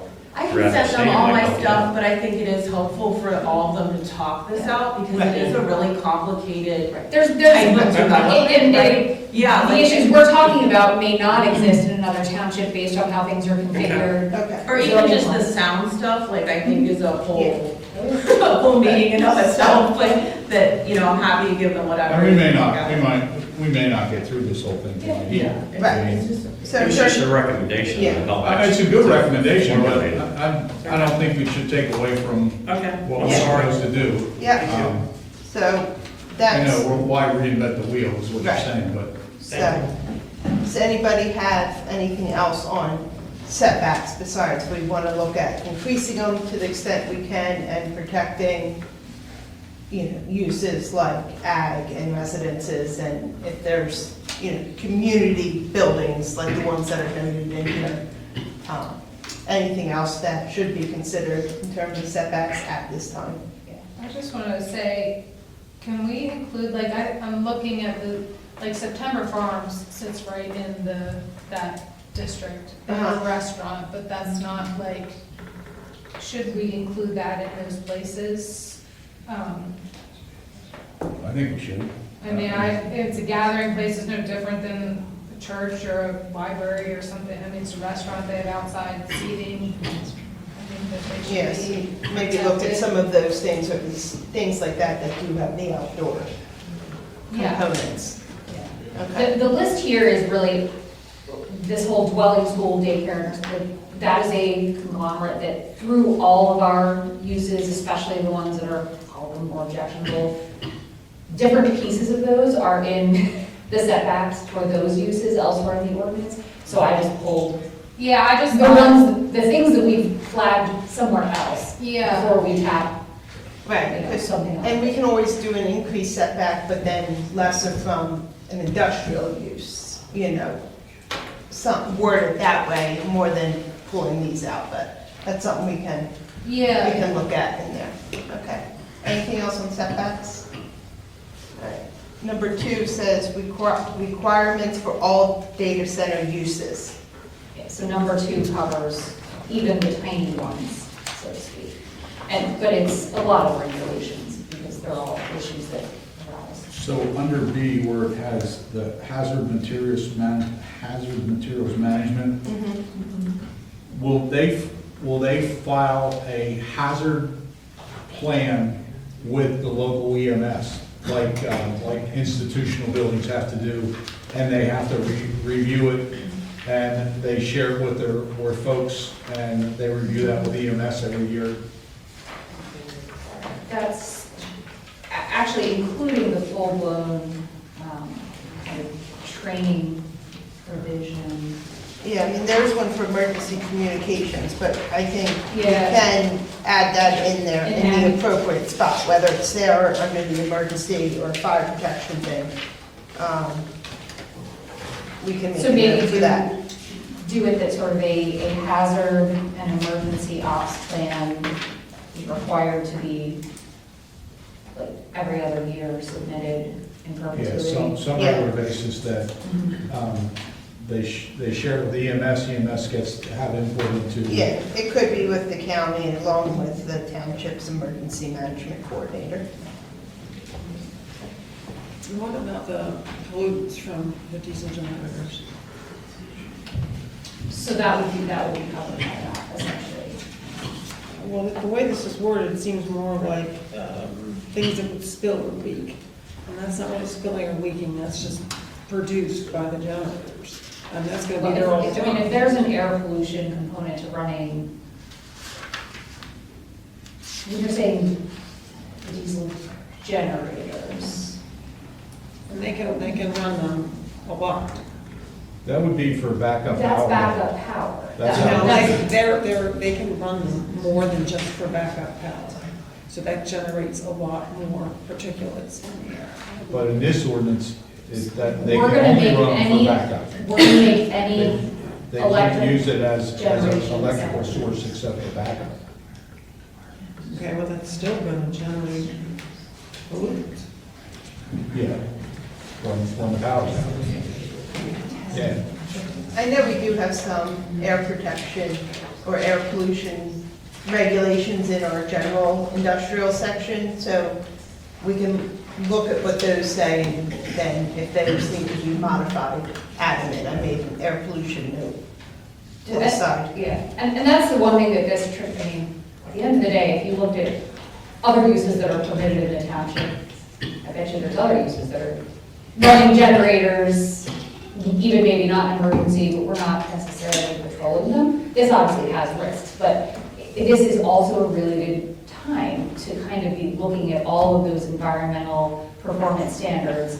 I think ours are pretty good compared to a lot that I've seen elsewhere. I don't know if Yeah, that goes back to, what was said about East Vincent's performance standards. So Yeah, it's a good time to look over our entire section. Because if it's something we care about it not just for data centers. At the end of the day, if we want to be able to, like, update those regs to regulate the things that impact the health, safety, and welfare of the community across the board, and frankly, it makes it easier to point a finger in this ordinance, in the data center rules, to just say, you gotta follow the same rules as everybody, and you can't exceed this threshold of particulates or whatever, to the extent we can regulate it, because some of that is handled at the state at levels we can't necessarily get involved in, but we can certainly do everything we can.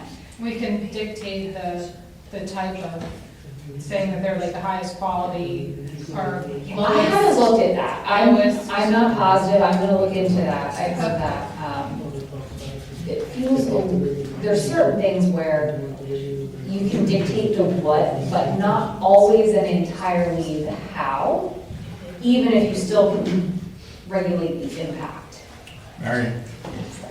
Yeah, I was gonna bring up that about the setbacks and the diesel, because isn't there a way that you can, make sure that they're meeting the EPA's like standards and ensure that they use the cleanest diesel, and then maybe put a cap on how many hours they run, and if they're located in your homes or schools, the number of hours can get cut in half.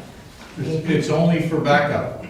I understand that, So, but to, so you, if even though you're out of it's for backup, electricity, make sure you're that you're gonna run it until you get your electricity back. well, you can't make them adhere to the cleanest diesel engine technology? That's probably in the industrial standards, isn't It it? probably isn't, I'm sure Okay. there's Take a look language at and it. you have to Take a look comply at it. with all. Because I heard a lot EPA. about those particles, they can Yeah. travel up to a mile. Yeah, I think there's general language in there, we'll review the performance standards And that if they're big, you have to then- meet all DEP and EPA standards, because that way if they tighten regulations, we're relying on theirs, so. Would that be determined on the size of the generator? Because if we put something in place for generators or something like that, what's going to happen to all the small ones? I think the diesel, well, like, everybody has to follow some same general air pollution standards. There'll be additional vents, you know, maybe on diesel generators for these, but in general, I mean, nobody can exceed the EPA regulations for whatever that particular use is. So I think if we rely on their regulations, we may be good, but it's something we'll look through and consider. Does the engine manufacturer have to build a diesel or something like that or red compliant? Probably, but I don't know. Okay. Yeah, we just have to look more into. I'm not a air emissions expert. And I will say, I mean, that is something that it is in here as a manual, but I didn't spend a ton of time looking at the air emission stuff in our existing regs with this. I'm not against the emissions thing at all, not at all. You don't have everything clean air and all that, but I'm just saying if something comes written up, that some lawyer out there can point fingers at. And say that we're not enforcing it against someone else. Yeah, like, But we check. our people. Yeah, no, it's a very fair point. Yeah, Yep. yeah, understood. All right. Anybody else on hazardous materials? If not, C goes into water supply and sewage disposal. Any comments on those? Yeah. Yes. Ding, ding, ding, okay. Melissa, you want to go first this time? Reading this, I feel like it should only be public water and public, we should, it should only be public water and sewer. To me, I'm reading it, but it's not saying. Someone's on reading it. Well, further back, it says that if you're going to use a well, you have to go through the DRBC. I think when it comes to water, the water should only be for domestic use. And I heard it earlier, maybe Valerie may have been the one that said it, but closed loop system. Or even forced air for cooling, which isn't very efficient, it kind of gets noisy. But if there's a way that we can absolutely restrict it to closed loop. Because I've read some articles and some of them further up north, they use like 1 million gallons of water a day or more. You gotta be next to a river to have that kind of water. So if we can restrict that and require that it has to be closed loop. I'm gonna look at that because it comes back to I'm not positive that we can regulate the how, but we can definitely regulate the water draw components to ensure it's done safely. I will look at that closer. Can I just add one thing, just from the water perspective and the closed loop? If you have an open loop, you're using more water, so you all know water is precious and sacred here and everywhere. If it's a closed loop, you're using more energy. So when you use more energy, there's going to be an increase in sound.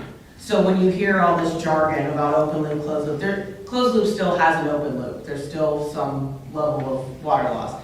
But in terms of what you're trying to control and make sure it doesn't impact people, if you say you want closed loop, just know that your sound, the efforts to mitigate sound on behalf of the applicant will have to be more stringent, just because of the chillers and the fans and all the different technology. It is loud, but that's just something. And the other thing I just wanted to say, I talked to Salisbury and Keystone Fire about this, is your hydrant access when you're not in an area of public water. So I haven't looked at that, but I just wanted to say it because it seems so basic.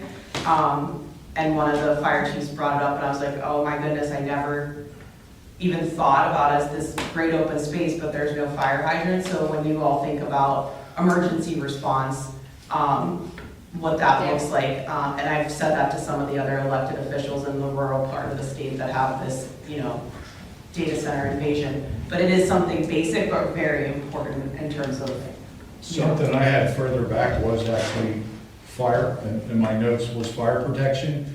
Are they required, they'll be required probably to sprinkler buildings, but since it's electronic, shouldn't they have sort of like a calf or a foam They type? have a suppression system, so there's like 2 different types, but that's something you'll want to talk to your first responders about, because actually respirators that firefighters use don't necessarily protect them. Like, it's like the workers in the data center have like, I don't know, 2 minutes to get out because of whatever it's not water, because it would ruin all the servers.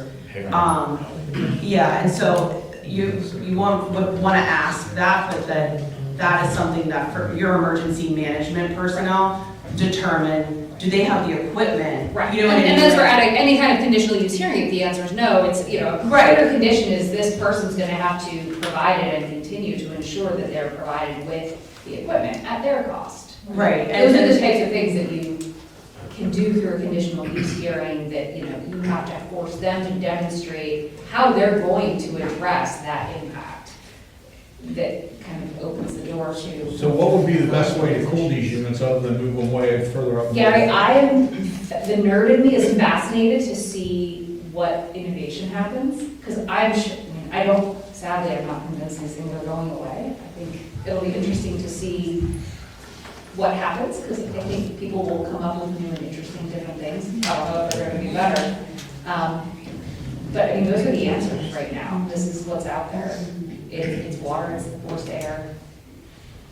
And I don't think we can force a technology that doesn't exist. That's kind of where I'm saying, from the forcing it to be one versus the other.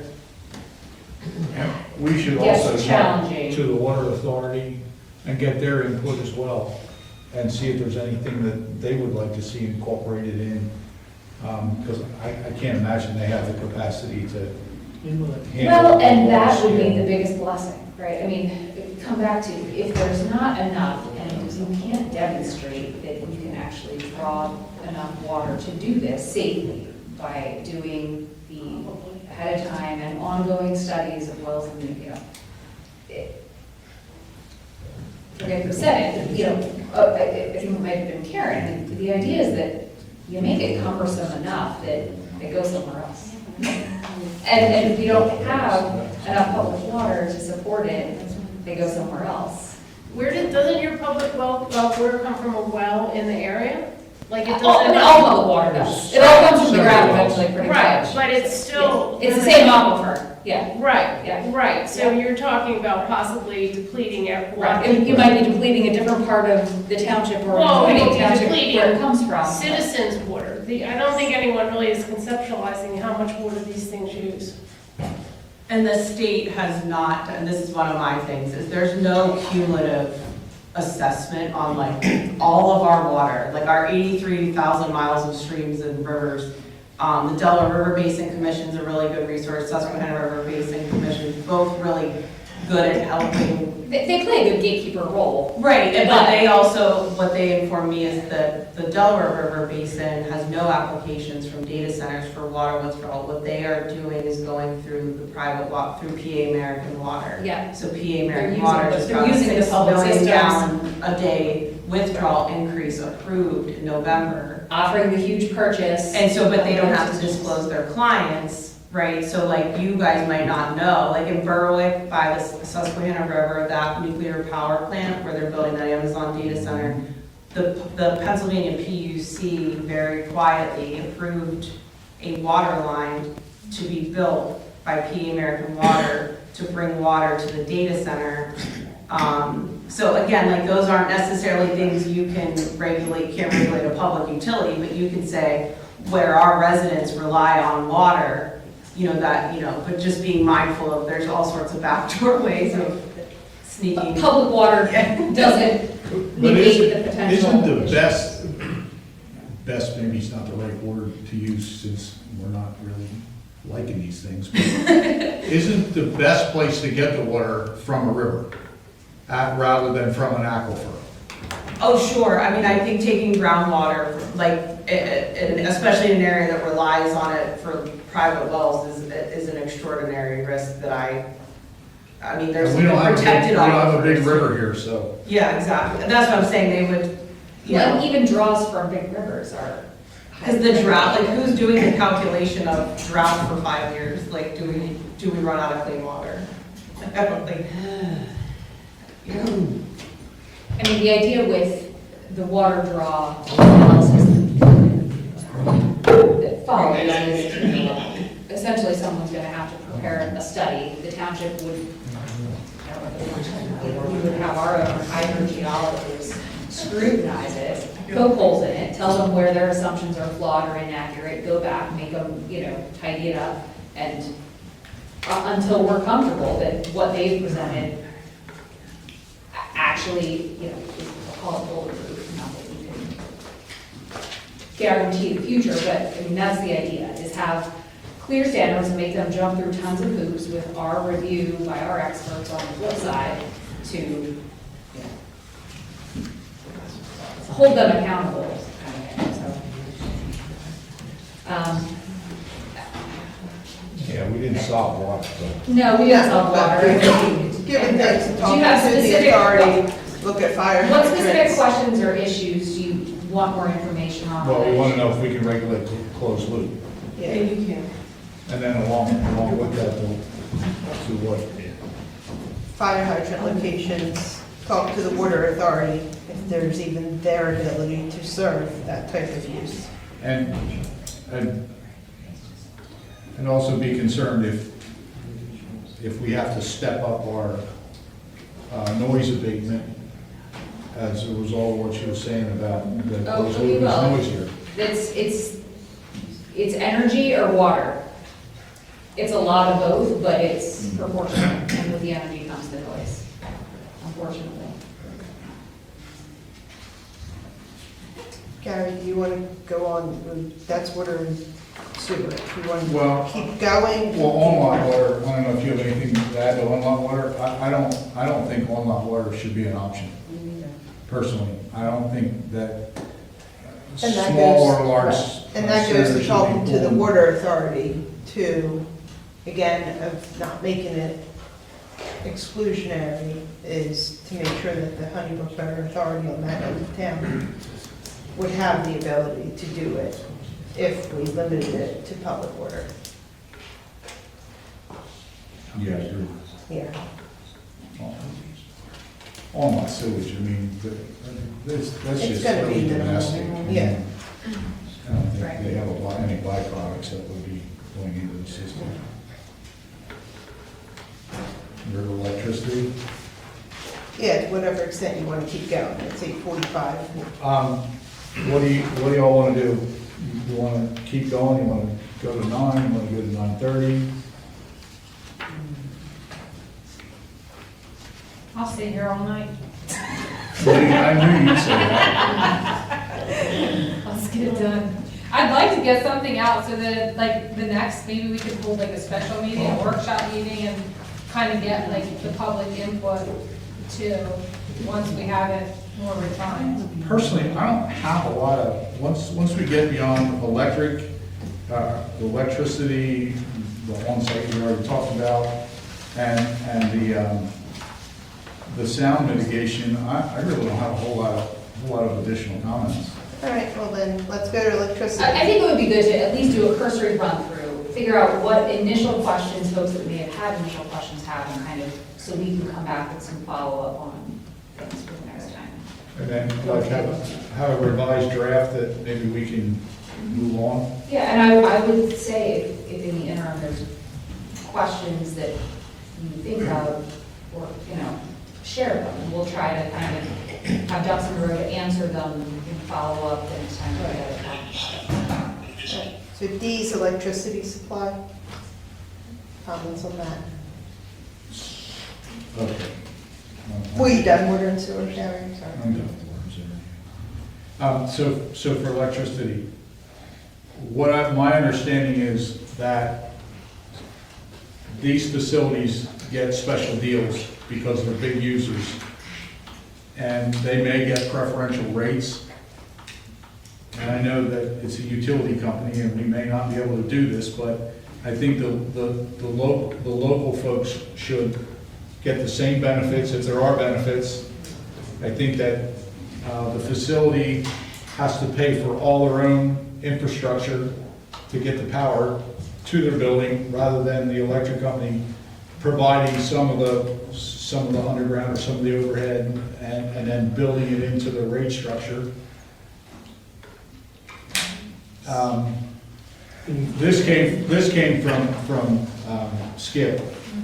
So the PGM Power Center is, I believe what he was telling me is to build in that the power comes from there and then they sell the power all over the place, and our local folks end up having to buy power on the grid or off the grid or whatever. So, if you understand that. I do, I don't yeah. fully understand, I I understand mean- the concept of it, but we need to build in whatever protection we can so that the residents aren't bearing the brunt of additional electrical charges because of these centers. Yeah, I know there's ordinances that incorporate a ton of that. She's not gonna do it if it's not legal. Yeah. That's the one thing you don't have authority over. The PUC does. Now, what you can require, I just learned this from PICO, is a proof of a TSA, a signed TSA, that's a transmission service agreement. I can send someone sent me a redacted one for PICO and Amazon. But that is the actual thing that shows the project is gonna happen. Right. So right now, a lot of these applications are trying, the land developers, property owners, sell the approval, right? They don't have an end user Right, yet. and they don't necessarily have all the. Right, they may be in a power feasibility cluster study with PICO, which is what they're doing. It takes 6 months. Once they get the results back, PICO says to user or applicant, it's gonna cost us X dollars to build out what we need to give you what you want, and this is the time frame, right? They have 30 days to decide if they're gonna put up a line of credit to PICO. And if they don't, then PICO starts the next cluster study. So that's something that when I met with PICO, the government relations people were real sketchy about it, because these are all NDA, you're never gonna get these. We're never gonna, what you're saying is all true. We the little ratepayer are paying for this, we've been paying for it. But what you can require as part of your application materials isn't just a will serve letter from utilities. It's even if you want a redacted signed copy of their TSA. That shows they're for real, versus you all being forced to make decisions on somebody's rolling the dice of. Right. And spending township money to fight it, and, Right. you know, I mean. Exactly, because if they don't have that In for the conditional use people, application process, we don't have the authority to pass all of our costs on to an applicant. Municipalities end up spending Right. tons of money in a conditional use process if they're trying to, really. so we're trying to fix the problem you Make mentioned. them have all their ducks really in a row at the outset. Right. Versus just be shooting in the dark to see if they can get it. Yep, and sell it off for millions of dollars. So there is, I have a bill, Oregon has done this, the PUC can do it right now, is to require 2 customer classes for large load users. So you should write to the governor and ask him to have the PUC do that. And it would alleviate us subsidizing this transmit. We are all paying for Virginia data centers in the last 2 years, 3 years of our rates because of the PJM structure. PGM is selling. Yep, because we're the #1 exporter of power in the country, and our energy generation powers 32% of PJM's grid for 13 states, but we're not getting it to you. Do you know, like, we're paying out the wazoo for everybody, the whole Commonwealth. So you're not wrong in your concern, it's just legally. So I said this to my own township, I'm like, you can't lower rates unless the data center's gonna give everybody a monthly check to go towards their bill. So what I understand is, we can find out if If they actually have an agreement to get power from PICO. but we can't do anything to protect the residents. Every time a data center's approved, we're all paying more for it. Right. Not, you can protect them on the health side, just not the financial side.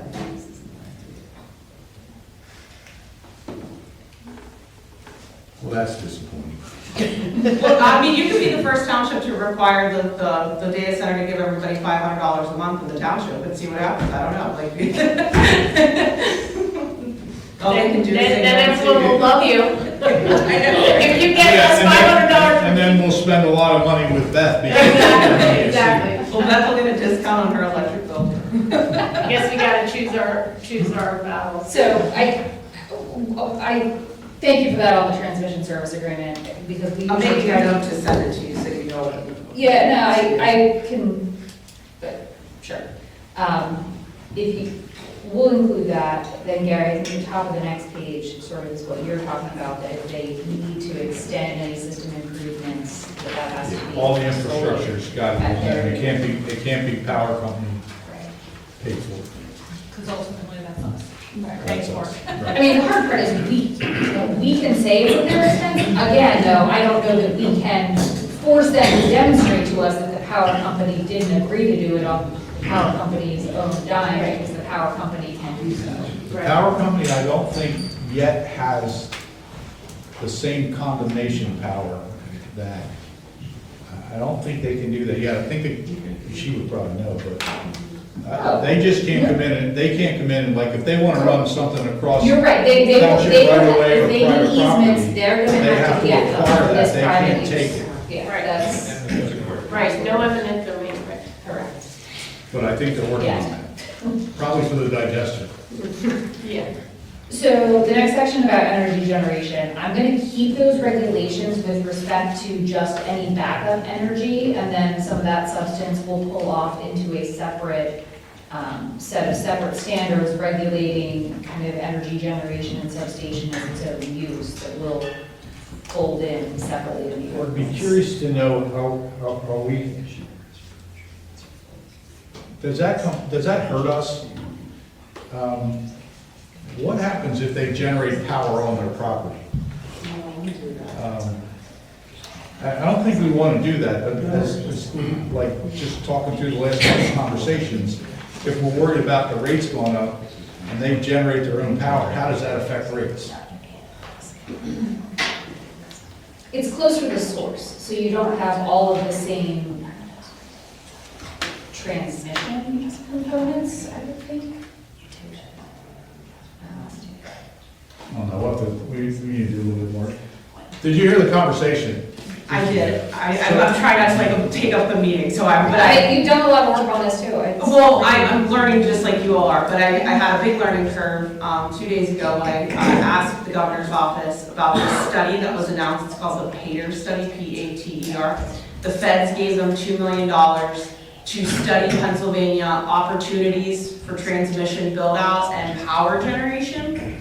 And I live in East Vincent, and Crombie Power plant's like a mile from my house over the hill, because I'm on the line of East Pipeline. And I know that DCD on their website has playbooks for redevelopment for all these different sites, and the DOE's press release about this grant to study all this great opportunity in Pennsylvania to power data centers says there's 20 sites they're gonna study. So I just sent an innocent email and said, where are these 20 sites? Like, I'd like, is there a map, like, whatever. And because I'm very worried about these transmission lines for data centers and data centers in general becoming somehow a public utility. And you all should be very mindful that that is on the radar of many in Harrisburg, which makes this terrifying. But I got a response back from Team PA Foundation, which is like a horrible organization, but they're doing the study. And they're like, no, Senator Muth, we don't really know yet, like totally bullshitting me.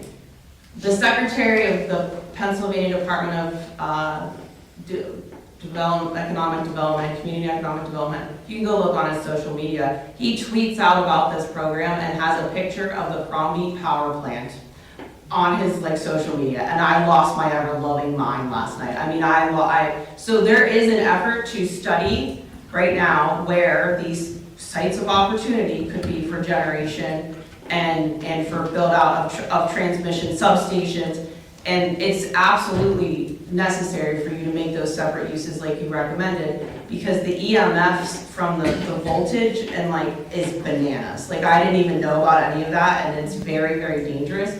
But also, you don't want a power plant in Honeybrook Township. Like So then- the then gas plant is we're on the the right easiest track. thing to build the fastest, and that is what this whole bring your own, both sides of the aisle, right? Trump, Shapiro, bring your own generation equals bring your own gas plant, and that's on PJM's slides from their own presentations that I've been to, because PJM's headquarters is in Senate District 44, and the control room. And their slides say, fastest way to get new generation is a gas-fired power plant. So if you, I mean, for me, as someone who grew up in Western PA, that just makes my whole body cringe, but we don't want to bring our own generation and our hyperscale data center, right? Like, and our substation. And these substations are massive. When I was in Virginia, there's one massive substation for every 3 buildings. It's like wild to see it. So I would Because just it say. actually won't fit here. It might not, but it might fit on, the substation could fit across in the next town. You know what I mean? It doesn't have to be like right up next to the building, it could be, you know, but. Still close enough. Right, exactly. And so I just would say, So right now, we should be where we are, power generation only for backup. only, For exactly. emergency. Yep, that's Okay. exactly right. All Yep. right. Thank you. That was one of my main concerns in the ordinance. I didn't put everything in, I mean, some of it is, I want to go Right. through the process and. No, I don't think, sometimes those. I don't like to just shove something, I want everyone to kind of talk through and understand and see what the options are and the effects and impacts are, so. And I just know because East Vincent's now faced with this gas-fired power plant next to the data center, next to the veterans home, so I'm more mindful. All right. Anything else on energy generation? Yeah. Okay. Utility lines, is that?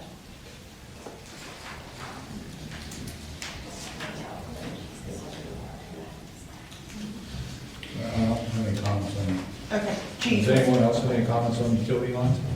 It basically says they need to be underground unless the power company says that. Yeah.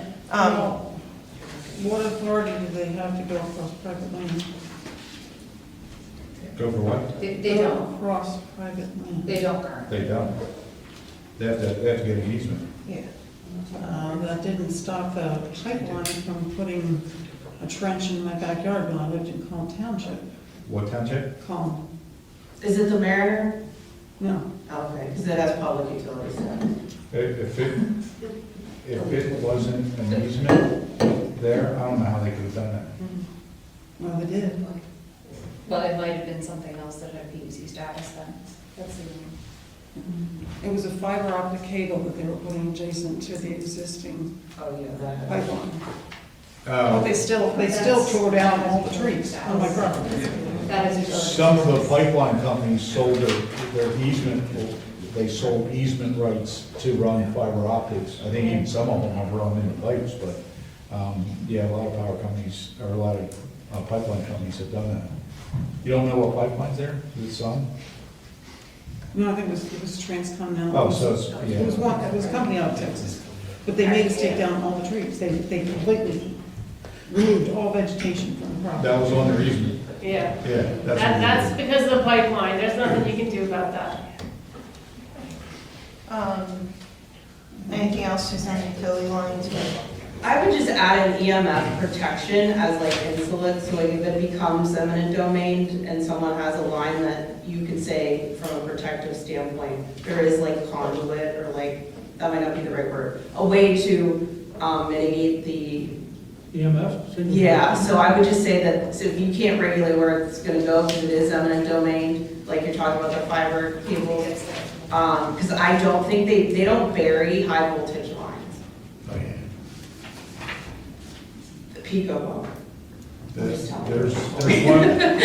one in Morgantown, that's a big overhead line that they buried by Morgan Trailer. Does it go under a bridge or something? It goes, no, it goes underground. The entire duration of it? No. It might just be part, yeah. There might be, I just know Pico is like where we don't bury these high voltage lines. I'm sure it's more money. Yeah. EMF readings.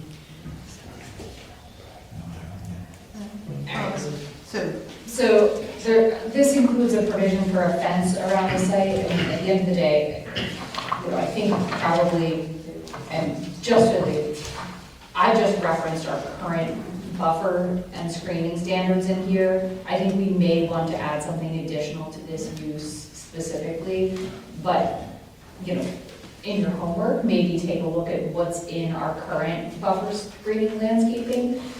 Some places have been requiring a fence as well. Some figure out that from the outside, a fence isn't necessarily solving any of these issues, and it looks just like a building in a parking lot, other than the, noise producing equipment, which a fence isn't. It's not gonna stop sound. Well, it can.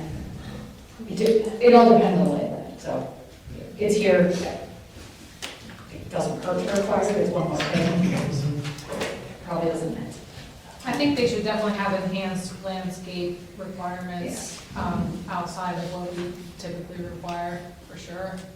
And so part of my thought was, and one of the things that's in our other amendment we're working on is some enhancements to like the warehouse and some of that stuff, and truck terminal kind of things. Again, maybe not happening, but maybe it is. And so, I've worked in a lot of other municipalities to really increase sort of above a certain scale. We have berms and screening, and our ordinance doesn't have all of that currently. So it may be something we want to look at.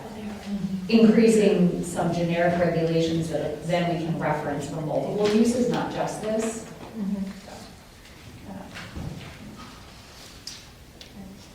H is emergency communications, which we did talk, and then we have a note on the other page about the emergency management plan and coordination, and adding things like that. And what's in here now talks about radio coverage for public safety radios.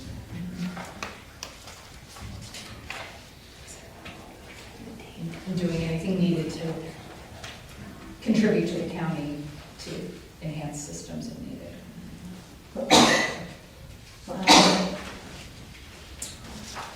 Fire protection plan, I think we touched on.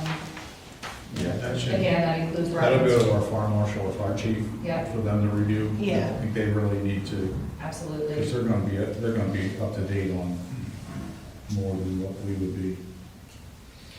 Does this put the burden on them to cover like anything that isn't, like that the fire company would need to purchase additionally, or trainings and things like that specific to?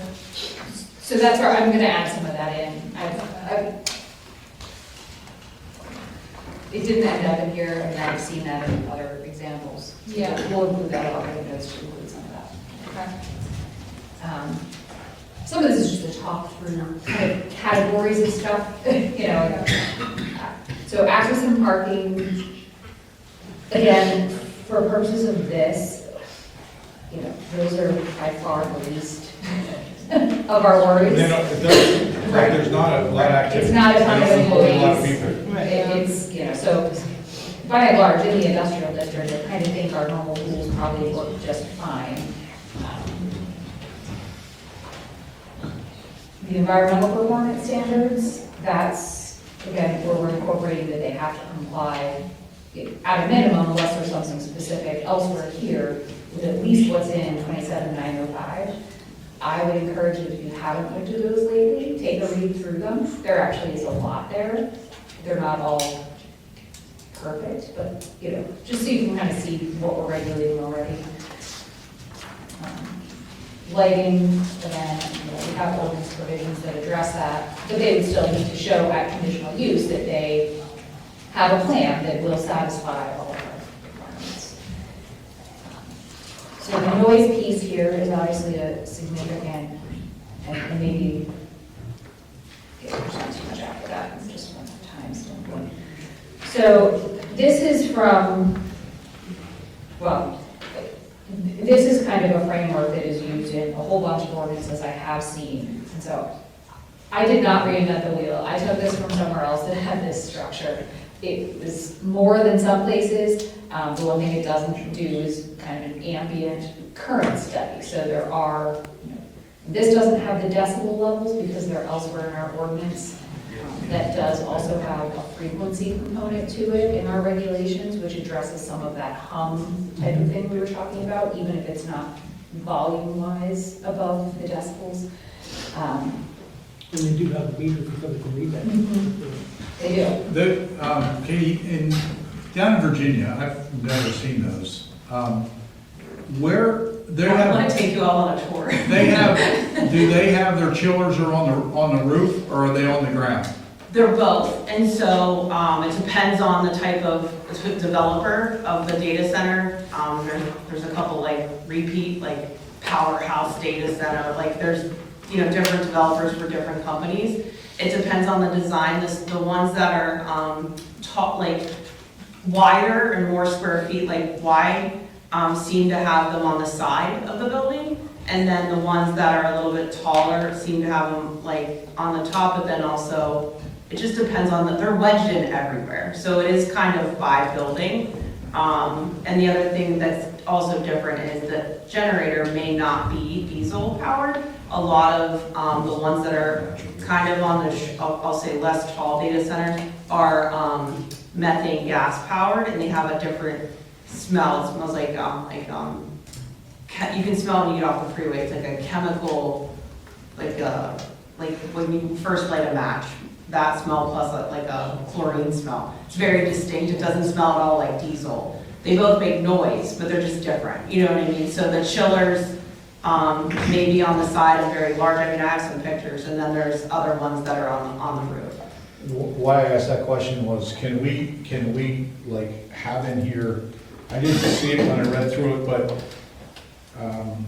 direct where they put their chillers, have some input where their chillers are, whether they're on the roof, that they have the structure that can handle sound walls up on the roof to divert the sound up, although, I mean, I know the sound will go over the top, but, and the same thing on the ground, if we can, I'm hoping we never see one of these, but if we can kind of have some input, or maybe it's part of the conditional use, where they're gonna place their chillers where their noise generation stuff is, and a way to kind of mitigate that sound impact.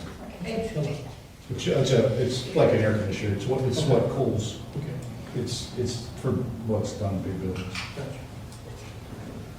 I think we can, so height is a question we didn't talk about, and I'll touch on in a minute.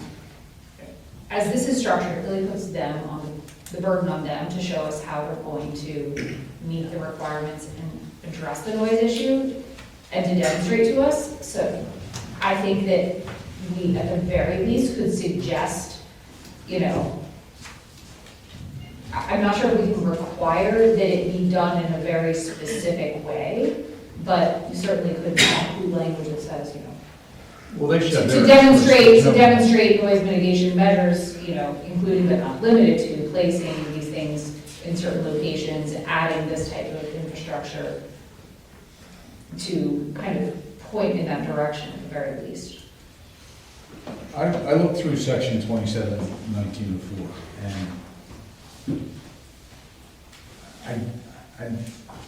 and maybe that's what you were talking about, the ambient sound, but it was, do they actually do a decibel test before anything's ever built, so they know, so they have a baseline? I didn't see that in there, and maybe it is in there, but I didn't see it. So they, before they would build a building, they would do their initial study. It says there's a preliminary study and then there's an intermediate study, but. You're talking about the ambience, so Yeah. that would be like the right, and that's what I'm saying, That's what it that is is now. not in here. And I can give you guys some language for doing that type of a study and demonstrating that they're having to comply. The hard part is, again, in our industrial district, we probably have lots of other uses that we aren't necessarily meeting the ambient noise that existed before they came in.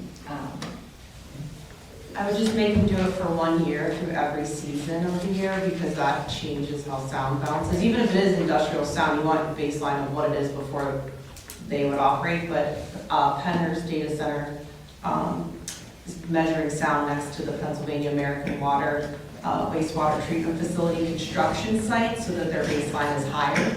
And luckily a resident found that sound equipment hiding next to a tree, chained to a tree.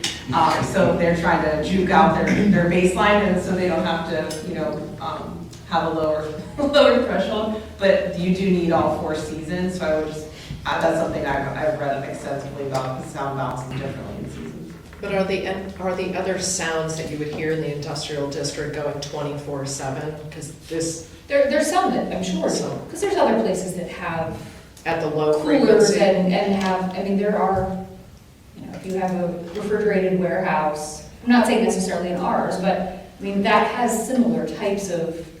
Yeah, you want the low frequency noise and decibel, both should be defined, because it's usually only decibel, and the low frequency infra noise, I think it's called, is the one that's really very underregulated, but you have the authority to do it. That's the hum, that's the never-ending hum. That's what makes the animals get upset and, disturbs People have heart attacks.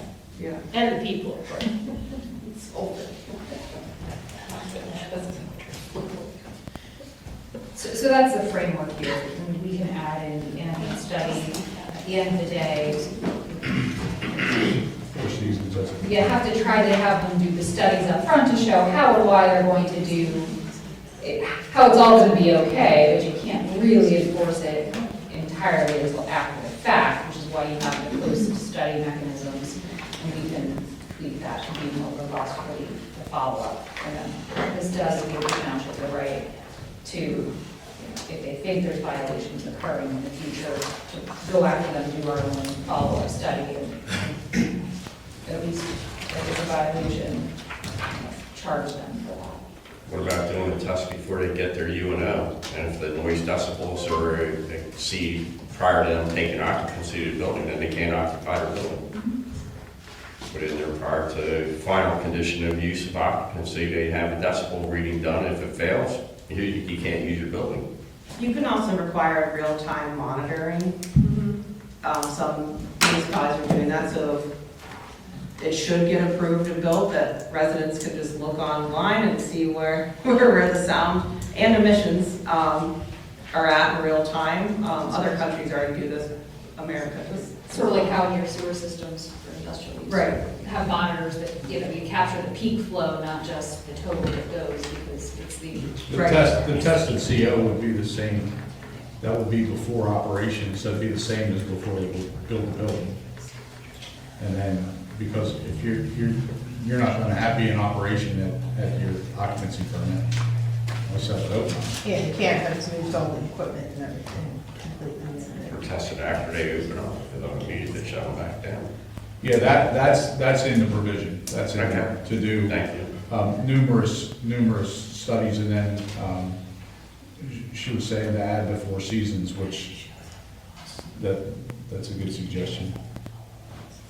And also the simple question of show me where this is already happening and it works. Because I haven't heard one data center applicant be like, here's this location that like we did this mitigation thing and that has this generator type, you know what I mean? Like all the specs that they're saying they're gonna use. And that's why these are so hard, because they're trying to sell an approval. They don't even include that in the application. But they have the burden of proof requirement, right? So you could say, this isn't just like, a hypothesis on sound mitigation. This is how it's proven to be done, right? Like, and I would love for somebody to show me where To a point, I mean, there's nothing with any use that you can always force someone to demonstrate with absolute certainty before it exists, how it's gonna work. But I'm gonna give a real, like Amazon. Amazon has warehouses, and they have sound mitigation at warehouses, for their distribution centers and everything. And I just know this because,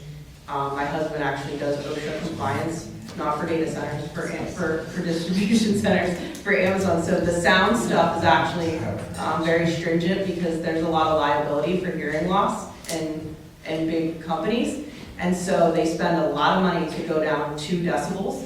But they know how to get down 2 decibels, right, to be within these limits. So that's what I'm saying, is like, there are proven strategies to mitigate sound, instead of somebody just giving you some BS 20-page packet of like how they're gonna mitigate sound. Like, get that proven data, you know?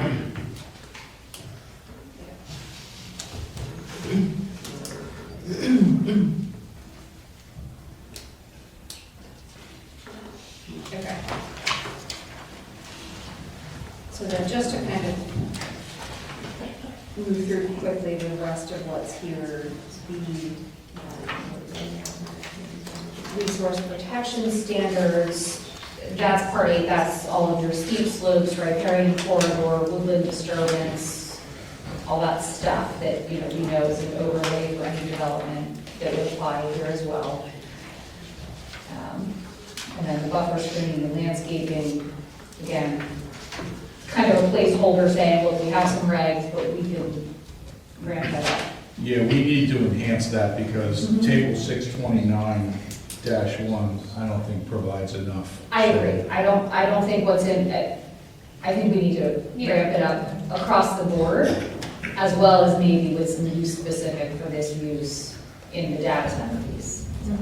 Yeah, I know we have some places where like screening buffers are required and there's certain specs for them, but that may only be like 2 rows of evergreens staggered at 10 foot. And so we might want, 4 rows in the spring, you can play in on some of this. I think staggered varying birds heights play and- a very nice function. Yeah, for screening. and the berms, And on these larger scale things that you're up and justifying down, and and- asking yeah. for.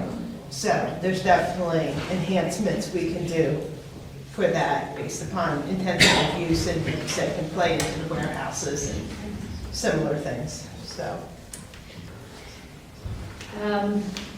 Then on the, so that applies to everything, even the little guys, all that stuff. Then on the large, this is just, which is really, I mean, at the end of the day, it's anything over 25,000, so it's pretty much everything that we would, I'll say, care about, because 25,000 square feet is very tiny. Basically, just having additional frontage along a major road, which is just sort of gonna limit, it's not tucked in a back corner somewhere. Obviously, the road access isn't critical from an ongoing operation standpoint, but I think your arterial and collector roads already have kind of a higher exposure to noise, and so trying to put these things closer to your major roadways versus more rural parts, especially in Honeybrook, seems logical. And then the last piece here is sort of an environmental and community impact analysis, which it's a little soft. It's really just they've got to explain what they're doing, how the site's going to work, what type of materials, frequency of all kinds of activities, material waste disposal, some type of like an operational market study, just sort of demonstrating to the township what this thing is, how it's going to work. It is not a objective criteria that they can check a box and we can say you didn't check the box, but there's value, I think, in putting it on the list because they'll provide it. And it's an opportunity for questions and response that can lead to conditions that we can impose during the hearing. So.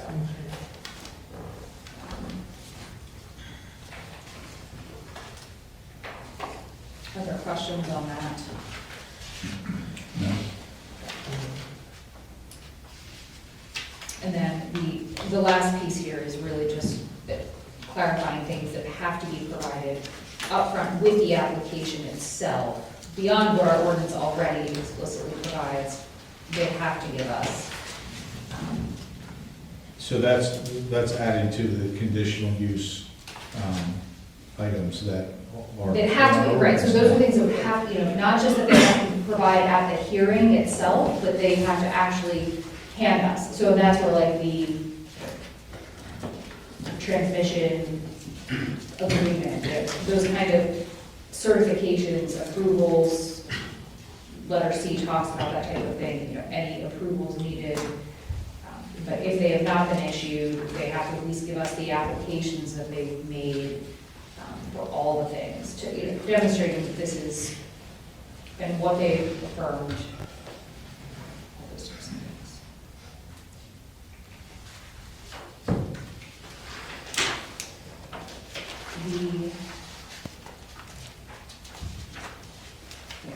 I'll probably refine this a bit more in the revision. To me, some of, that's not the guts of what, you know, I wanted everybody to start thinking about and wrapping their head around. The decommissioning was brought up, that should be in here. I had that in here at one point because I was shuffling things around, it got pulled. But that's, we typically have that for I know we have. for that solar, for farms, cell yeah. towers, anything that's that type of big techie installation. I think somebody mentioned the bond, that, I mean, that always pretty much goes along with that, because telling somebody they have to do something without money to make sure they do it is more of The bonds and it's, I know the, like looking at the cost every X years. is- Yeah, That's all escalators. standard language that we Yeah. have in our ordinance for the other uses that we can pull from. So then, the, section 4 is all water resource draw study. And I took this from another engineering firm that I work very closely with. Their hydrogeologist has spent some time putting this together. He's actually reviewing an application for a data center in the Lehigh Valley, and has been refining this as he sees issues coming up that they're coming across. So this is being proposed kind of here as an amplification of our rules in general for commercial water draws. Right now, the threshold for this in the ordinance is 5,000 gallons per day. That's not a ton of water, so there's a question of if this is maybe too burdensome at that level, but it's something to kind of look at, and I encourage you to kind of read through it. I don't know that we need to spend time on it here and now. It's, I'm gonna say it's peripheral, but it's obviously not, because the water is a huge issue with these things. Can it be consistent with what the DRBC has? Their 100,000 gallon threshold? Can it be aligned with that? You can, I mean, you, I guess the question becomes, if you have something smaller, do you want to just punt to DRBCs? Like, if data center or other use comes into the township and needs 80,000 gallons a day. Kind of then what? You know what I mean? Well, then, if this, so the study threshold, you're saying it's 5,000, is anything over 5,000? That's right. Our ordinance already requires a water analysis study if you're proposing any use that would use more than 5,000 gallons per day. Okay. But it's very vague. And so, you know, I think leaves a lot of room for what that study would entail. So it is what's referenced here, to section 271020. You can take a look at what's in the current zoning in 1020. But I think, and part of this comes down to, I don't know that we should be making rules that regulate water draw just in the vacuum of a data center. Like, if we care about groundwater withdrawal, we care about groundwater withdrawal. So to make it defensible, it should be something that, Applies to everyone? yeah, That's what you're saying? yeah, I mean, does that make sense? Yeah, and if we're currently at 5,000, we don't necessarily want to. Increase it, or, I mean, what I've done elsewhere is tier it, that, you know, maybe at a certain level, you have to do a preliminary, a basic level study, and then the next level. So, I don't know. I mean, it's only something you can measure if you're on public water. No, this is measuring wells. This is. How would you monitor people more than from their wells? How would you? Well, you have to do a well test when you put it in to see what its draw is. It would be based on the proposed use, and if anticipated water needs. No, we're just thinking about like farmers and irrigation and stuff like that, Okay. how that would impact. I mean, you have a dry year, yeah, you're pulling, I mean, we're in droughts. Farmers are pulling water from their wells, I mean, you don't want to get in that position. But I'm just thinking, how would you monitor somebody? I mean, at the end of the day, it's really gonna be on the front end of a new use. Yeah. Because it's a zoning thing. So this is not a separate health safety kind of water restriction ordinance. I mean, I think the town could have a separate ordinance that regulates wells and water draw, but A, do we want to, and B, it could be very messy and complicated for all the reasons that you're saying. But as to a new use, if you're going to be a new water draw, and you have to A, show us how much water this operation is gonna need, show us examples from other facilities, data, and then show how, if you're saying you're gonna take water out of the ground on this property, or wherever you're putting the So wells. if someone's accomplish drilling that. a new well. or Right. they're And this tapping is into- where you're going to get that amount of water you just told me, you need to have somebody do the elaborate study to show the effects. I mean, I think at the end of the day, these hyper ones, I suspect, will fail to show that it will be there. Yeah, I just don't see how you could monitor people's private wells. I mean, you can say all these things, but at the end of the day, what is one of the It's- goals that can't be enforced? To the extent that it's applying to a new use, it's another hurdle for them as an applicant to demonstrate.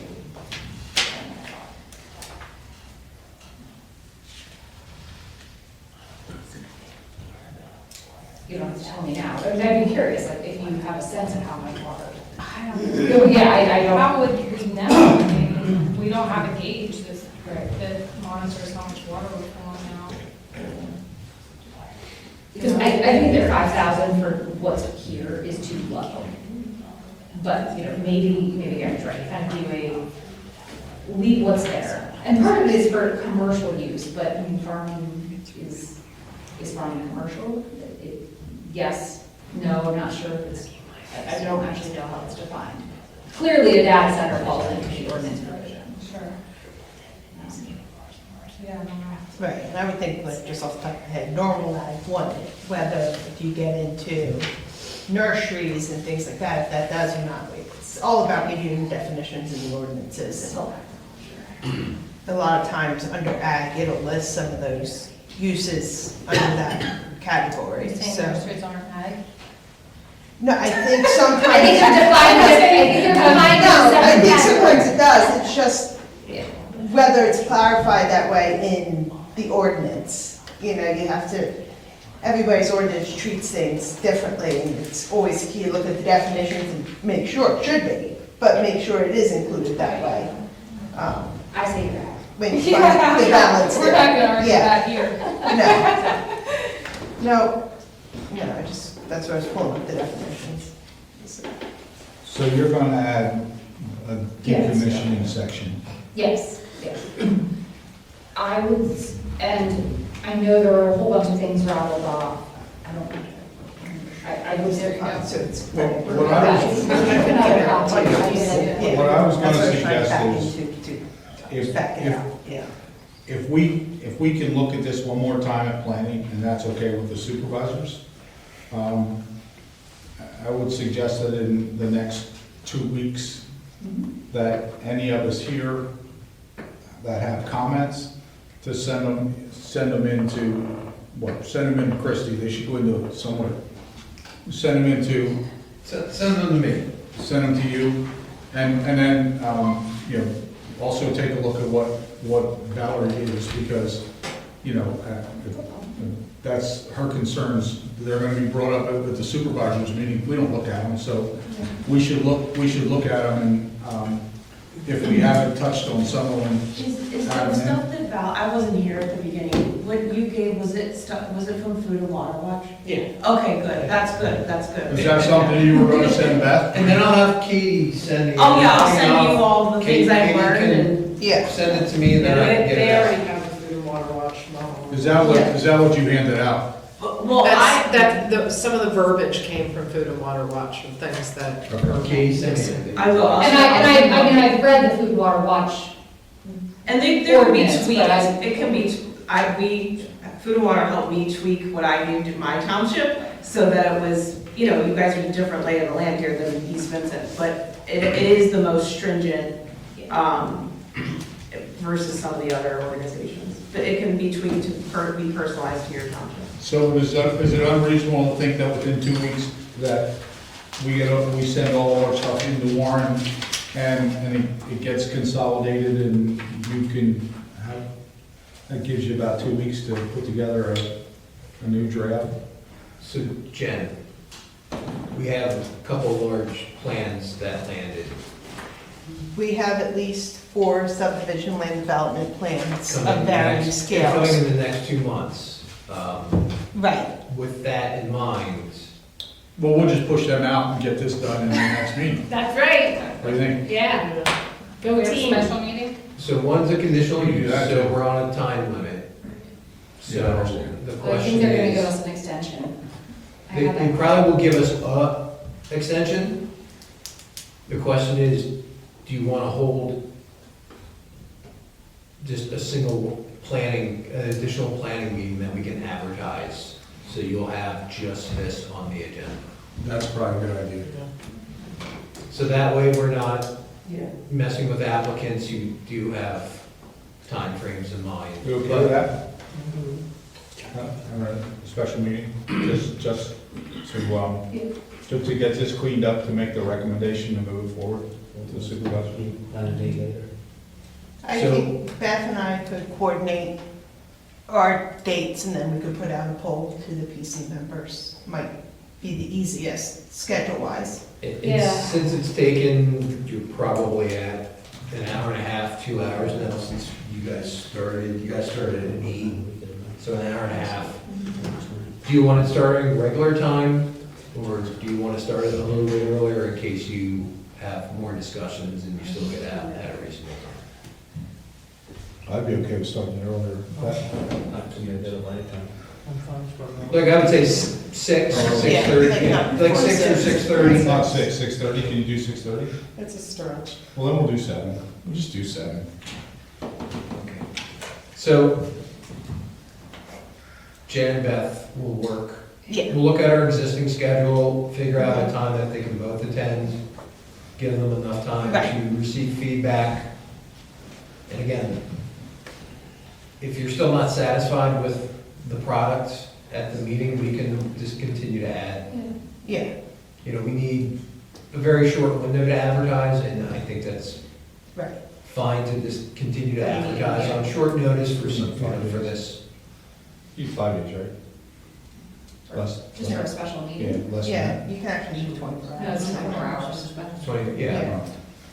So I mean, realistically, if within 2 weeks you guys are getting things, drafting the amendments and getting them back out to you, that you guys have time to look at them, we'll probably look in sometime in April, you know. at least, Yeah, but- it's like, there's not much in February, we're looking 4 weeks from today is the next meeting. Yeah. 2 weeks, and I don't want, you got, you know, I don't want it to land on your plate with our revision, with You know, our suggested edits and responses to your comments and edits. So, And I want you to have time to digest it. right, You know what I mean? we'll build it By the enough time that we you get guys all have time to these- review. So Yeah. you're saying you want to deal with the comments in 2 weeks? So you'll have 2 meetings in April. Any other comments that you guys have on this draft, send them to Warren within 2 weeks. And then Beth and I will coordinate timelines for getting those revisions done. And then giving you guys a window, you know, to have at least a week or two to review it. And then have that special meeting scheduled. And Beth and I will coordinate what nights we have available. And then you can send out a poll to the PC.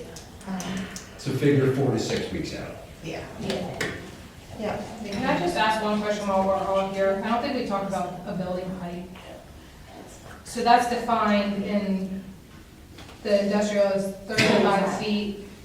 So, and I apologize, I was gonna come back to that and then I didn't. So I did not, you know, right now, everything in our industrial district, we have a 35-foot height cap. Without TDRs, if you do TDRs, you're fine. 50. Yeah. If you have TDRs, you can go up to 50. So are we all, can we say less than that or no? Less than 35? Yeah. I don't think so.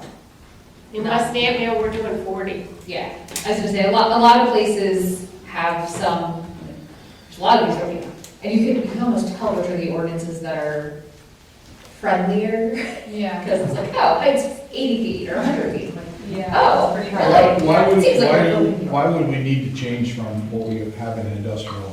I don't think we need to. I don't think it's But not- reasonable to restrict it down But not lower. make the TDR an option. Can we do that? They can't do TDRs? We're looking at eliminating the TDR program. Oh, well, I'll take care of that. My township abuses it, so it had good intentions. Yeah, if you have 35, you're already good at 35. I mean, I think, can we take out 50 though with the TDR? Yeah, he said they're gonna take TDRs away, Well, or they're gonna. We're That might be a topic. We're researching that as a possibility.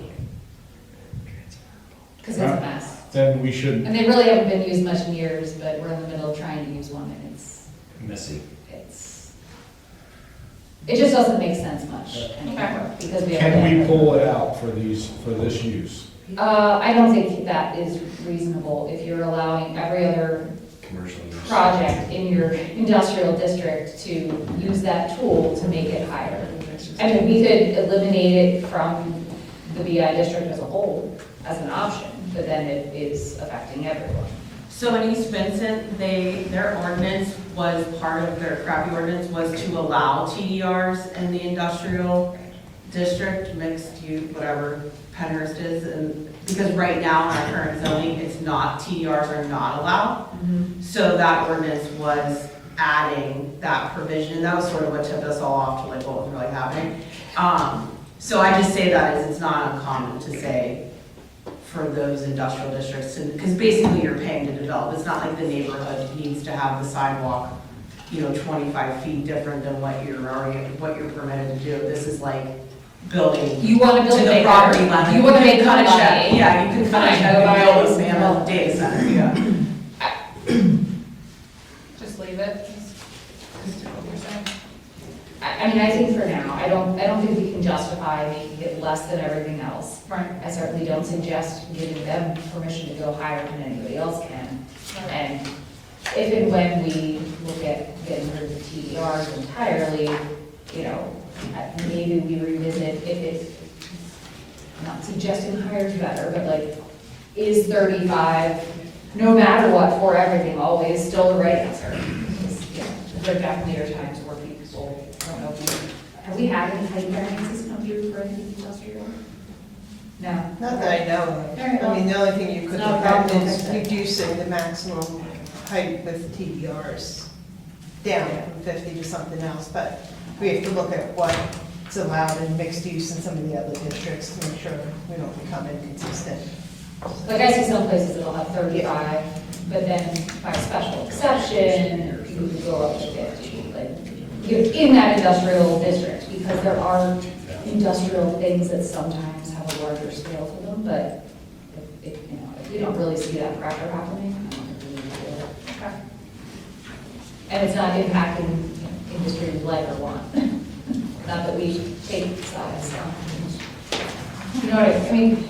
The hard part of the right is we've got local business people in the industrial district too, and so we want to make sure we're not so regulating that we hurt local business people Right. too. If they're already there, they're not conforming, can stay.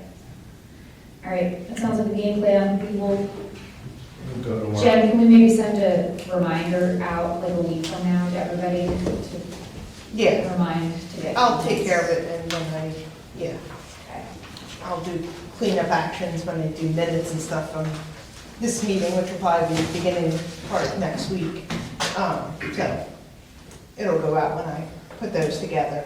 That'll be my trigger reminder to do that. Public comment. Anyone on the right side? Anyone on the left?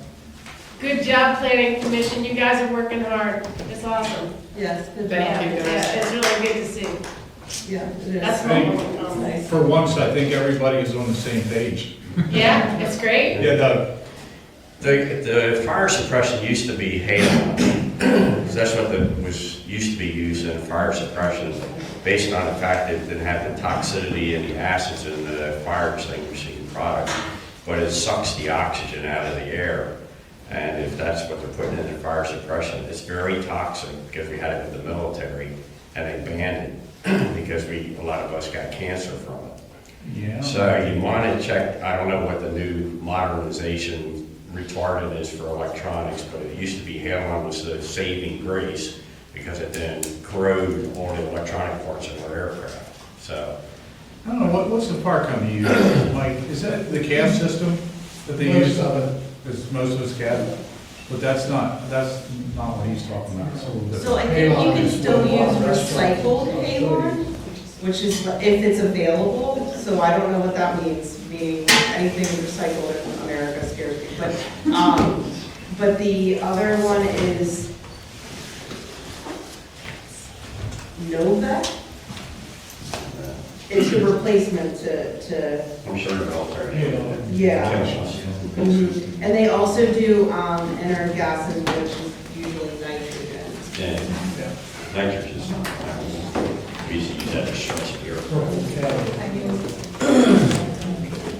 Okay, we appreciate the feedback. A little different format though, we were back and forth, but I think it was pretty helpful. Stay tuned for our next meeting. It'll be a special meeting just for this, and hopefully we have something that's good enough to move forward to the supervisors. Good job. So with that said, we need a motion to adjourn. A motion, second, all in favor? Thanks, folks. Bye. You guys are being the progressive township, it's awesome. See ya.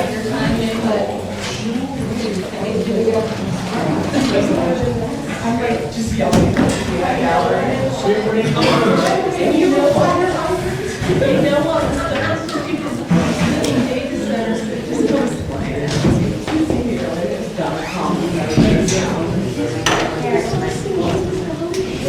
Troy, sorry, my brain was like, it's been a long, long day. I was like,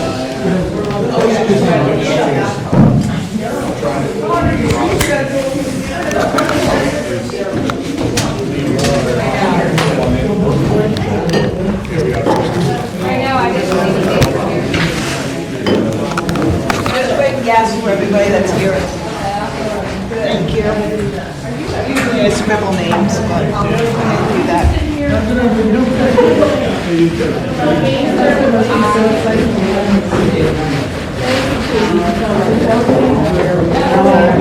They run out in front of me so that I don't, so that I wave them